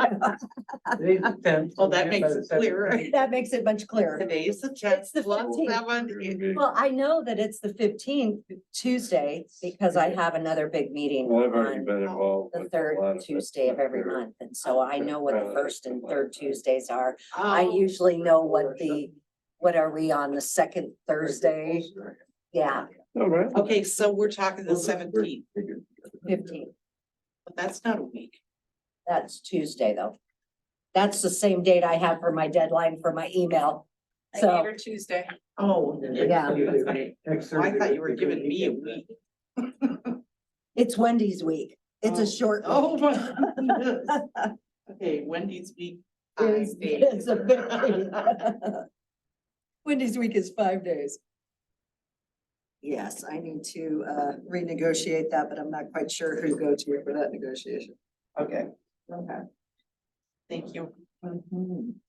So are we good for the moment on the RFP? We've run through and we've got some initial modifications we want to make.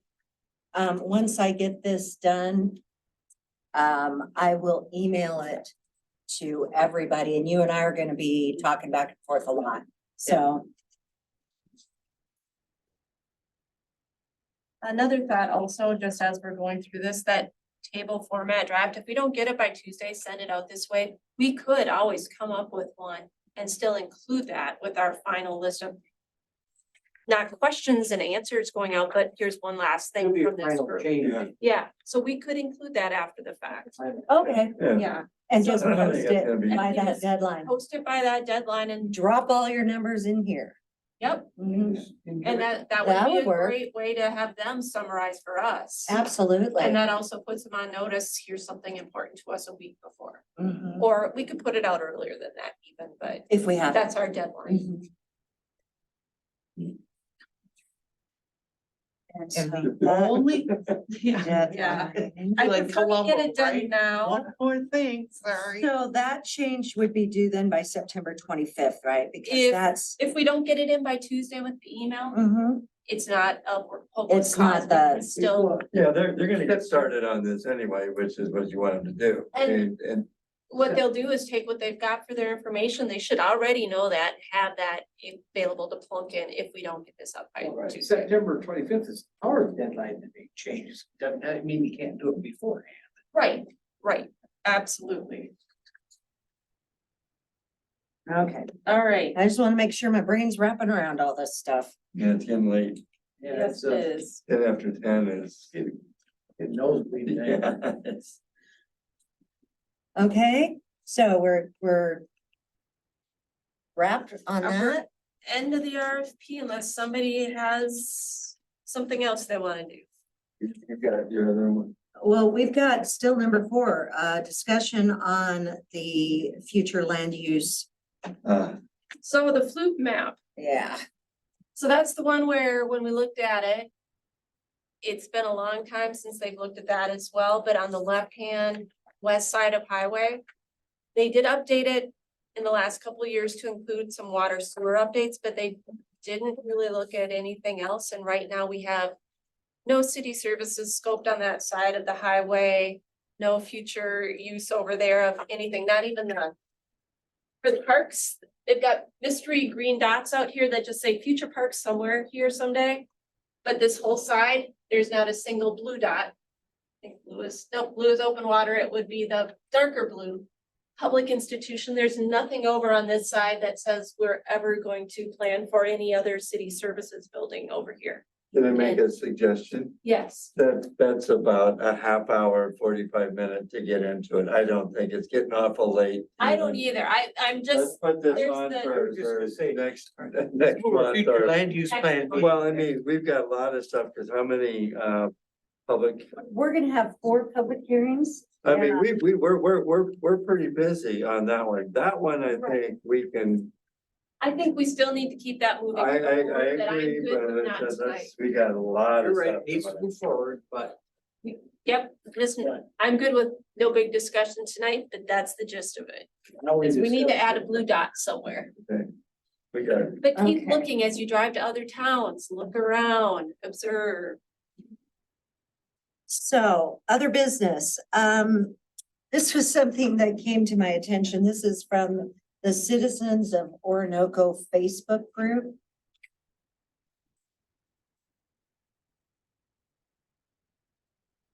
Somebody wanted to know where the minutes were. Yeah, somebody's looking for And minutes somebody was being, of the Planning and Zoning Commission. They can't find them. And then somebody pipes in and says there's only 2 meetings of Gold Rush posted. And then last city council minutes are from April. And then Christine Janetto says they should be in committees, planning and zoning 2023 minutes, but I only see 2 months in there. I know when my husband was chair, the minutes would be done that night. So I'm getting thrown under the bus on this. And I think that we, No, I am, because I'm the secretary. Paul Well- it goes after all of us is what But it you is. don't update the website though either. but the thing of it is that I think that what her That point night. was is that the chair, the buck stopped with the chair when her husband was there, and right now the chair is, for whatever reason, not getting the minutes posted to the website. Not doing the minutes right after I leave. exactly. I need to sleep. Can't do them in Iceland either. No, I hear that. But what the point of this is, I think it's time for us to update minutes on our websites. And I agree, and I was Noted. thinking about that, I mean, I here's some of the issue, right? So what I type up are unapproved minutes. And that's okay to post draft. We can, Minutes. yeah, we can post They're- them as drafted minutes, and Okay, then as soon as they're approved at the following meeting, you change that draft to approved. Say it's, just say it's a Well, draft. the other thing we can post is we can post, and a lot of places post the entire zoning packet that we get as well, because it's public information. Well, and she's not really, nobody's really required to put them on there either until they're approved. Right. So they can be 2 months old. The same with all of the school board minutes out of I think it's- Rochester. You don't see them until they're 60 days old. Yeah, but I think it's important with our citizens to have that information available. People are out there looking, there's topics that they want to know, and I understand your concern, I, but and in the light of people who's gonna put it there, consideration to them being able to get it there. I don't see anything wrong with a little delay in time either. Well, a little delay in timing is different than finding 2 months worth of minutes on a website in the course of 8-month period of time. Right, So, I'm saying instantaneously, Yeah. they shouldn't be there. well, I'm not, Once we approve them. yeah, I'm not asking anybody to be superhuman and, put them you up don't the have to same stay up night. till 2 in the morning. You don't have to do them from Iceland. No, but like now, we just approved July. Now they would, now they would get posted. I think we could have put the July draft ones out there though, when they're available. Or the August, think excuse so? me. We That's just not approved- my practice Yeah. to give draft information because it's like putting something on the front page of the paper and Going, never mind. yeah, well, and the retraction or correction is buried on page No, whatever. That's where you're If at. we were getting them out there, but we were leaving the agendas and the packets out there, I wouldn't be so concerned on the minutes, but the agendas have disappeared on the city calendar, so if I'm trying to even see what was on agendas, even those are not there. And I do know when I was on township, we would put the entire packet and post them out on the website, the whole planning packet. Not just the agendas, and I think just for transparency, we need to make sure our citizens see that information. And I think transparency is the key word here because we want the citizens to have every confidence in us. And that's not to say that we're not allowed to ever make mistakes, but we want them to go, you know what? These people are on top of things. And when I go to look for something, I can almost always find it. Every once in a while, I may have to dig around or I may actually have to make a phone call and ask somebody to help me. But for the most part, they should be able to find our minutes, at least after tonight. July's minutes should be posted immediately. So if we can create that as our new best practice, and Sunny, is that your wheelhouse, your thing that you are posting the minutes on the sites? Or is it Colleen posting? I know that we don't want Yeah, it's gotta go, I the think, through ability, the I think city, it otherwise you has gotta be to an too. administrator. to Because do it. otherwise you've got too many fingers with their, in the websites, and I don't wanna do that either. Thank you, But- thank you. Yeah, but if we could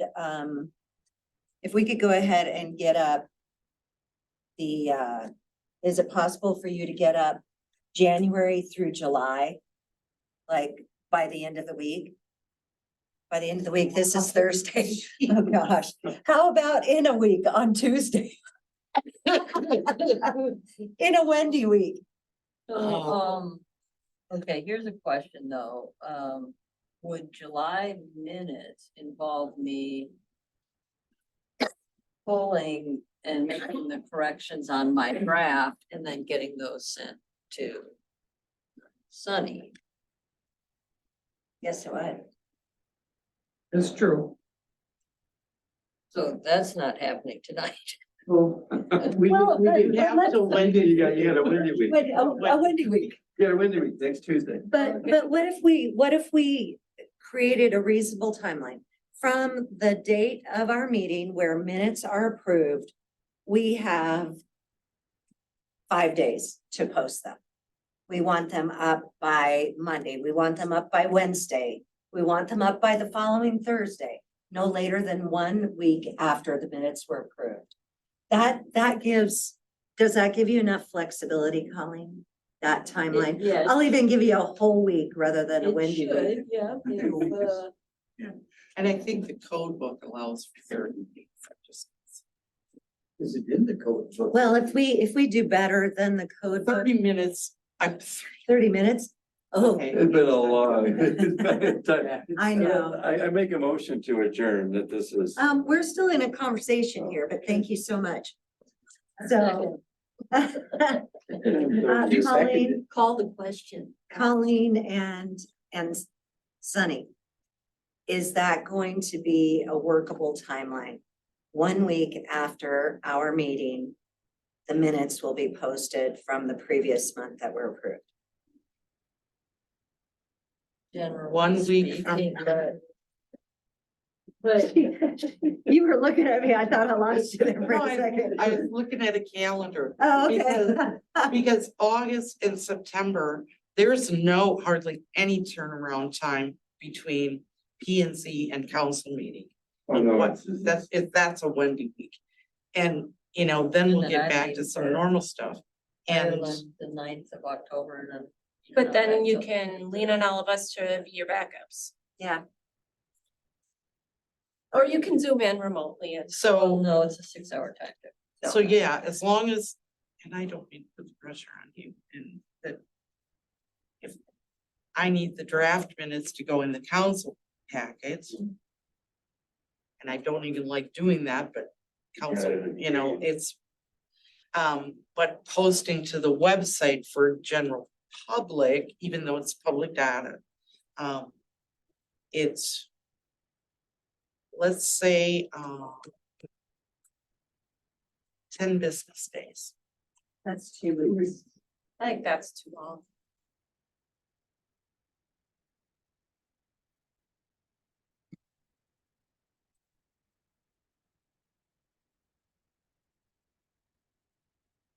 What if we split the difference and make it 10 days? That way it would be. Isn't that what I said? No, you said Oh, I 10 said 10 business business days? Oh, I'm sorry. I meant 10 days. So that would So that I actually be have posted 2 on a weeks. Monday. Yeah. It wouldn't be 2 weeks.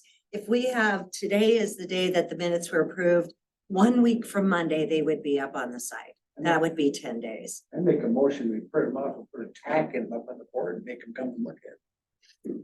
Well, and we post these That's what the right bullet away. board's They, for. they can zoom in as well. Okay, so a week from Monday is Yeah. 10 days. If we're, yeah, And that's 2 weekends. well, It'd be- it's not 2 weeks though. You said 2 Oh, weeks. no, I meant 2 weekends. Well, 10 that's not what you days. said. I'm sorry. No, that's okay. Well, that's Is that, so we were saying the same thing in different ways? right, because, is- you know, even if I get caught up on a weekend. doing Is this, everybody okay with that if are you from okay the with that? moment we approve the minutes, that we have 10 days, so it would be a week from the following Monday, Okay. okay? And you're gonna get us caught up, Sunny, from the first of the year? I've got a lot of work to do then, because I've got to rewrite, I've got to amend any minutes that need to happen. So I'm not sure that'll happen within 10 days. We will Because do I- our best. I work didn't together. understand that, I that you usually weren't amending have- the minutes, and I thought that No, you I were. usually, I write the minutes, I get a draft, and then the next set of minutes, that's how we always did it. Oh, I know, but what I'm saying is that We don't when go we. in and rewrite. No, but when we approved the minutes from last month's meeting, I don't think there were any corrections in those There wasn't minutes. any, but And so that could just think go there- right to Sunny, yeah, and those can go up on the site. No, there were, we There was added there was all some the. changes that changed We We language. changed it, we changed the Yeah. agenda, and changed it. Yeah, the changed the minutes were in agenda. here, Yeah, right. the previous. Yeah. the minutes were And those were approved fine. They as were approved distributed. as they were. Yeah, Minutes are. the minutes tonight, These minutes were, last but month. month- these not- minutes No, they had- include Changes. the prior month's minutes. There was some change in findings. of fact. Oh, and Explain that again, Sunny? Okay, so these minutes that were in your pack, well, Right. came to your packet Right. were for the July meeting. Right. But they are reflective of you approving the June minutes, which is, but the June minutes did have changes. Which was, But the June minutes. but I think those were the So- only ones. I mean, it was been pretty And I good. know you guys have a ton of stuff on your plate in the How city, did we approve the June? but I know Well. the glorious we made position a of couple secretary corrections, being but that was, the voluntold position that it is. Is there potentially some more room in the office, in the city office, where they could take some of these corrections and help clean out with that? Cause it's really clerical trying to get some of those corrections added in there after the fact. Right. If we could lean on some Yeah. clerical staff to Well- help with that. And one of the things that I would like to do. I just remember from our budget, we've got some FTE in there that is part of zoning, helping us with that. I don't know if piece of that could also be helping us with our clerical side too, because that is a lot to throw on you there. One of the things that I'm looking at doing in terms of staffing for the next budget is because I want Colleen, even though it has the office of secretary, I want her to be more of a participant as a commissioner. So looking Yeah. at bringing the staff person to do the minutes for you. And that's what I was kind of thinking where I That would was be going to, wonderful. because in the township, we actually, It's like in the sound of this, I could tell. our secretary on our, It's hard to. my prior participate when zoning was you're- not taking the minutes too, that my prior zoning I sat on. We actually had staff sitting off to the side that did all the minute taking for us. I think that's a wonderful idea.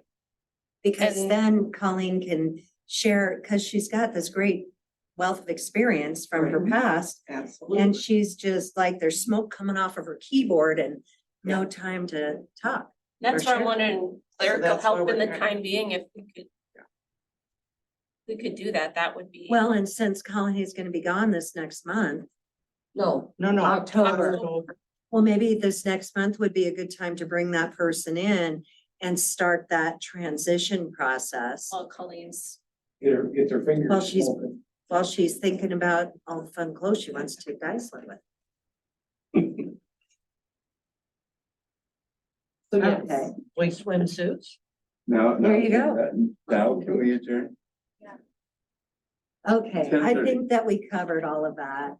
So I make a motion, we adjourn, 10:30. is there a second? I'll second. It has been moved and seconded to adjourn. All those in favor say aye. Aye. All those opposed say no. Meeting is adjourned at 10:23 PM. oh, Ah. a lot of stuff. Holy moly. Thank you, everyone, for all of your hard work. My goodness. Can I start getting a hard copy of the packet just mailed to me as well? This last one was or I'll stop by and pick it up, but the last one, I don't keep a lot of printer paper at my house. I keep some, but we don't. Did you go through all of it on this packet? There was quite a bit. I I didn't even know. print off the whole packet and I'm like, wow, that's a lot of paper that I just, Keep mine electronic. I do, but Well, I, if you Well, need, if you need, I okay. tend to scribble notes on them. That helps me as I. No, I get, That's business. what? No, I was gonna help. I know, but that makes 3 of you. Oh, you need 4 to be a quorum. Yeah, Okay, so there. Your neighbor will pick it up for you.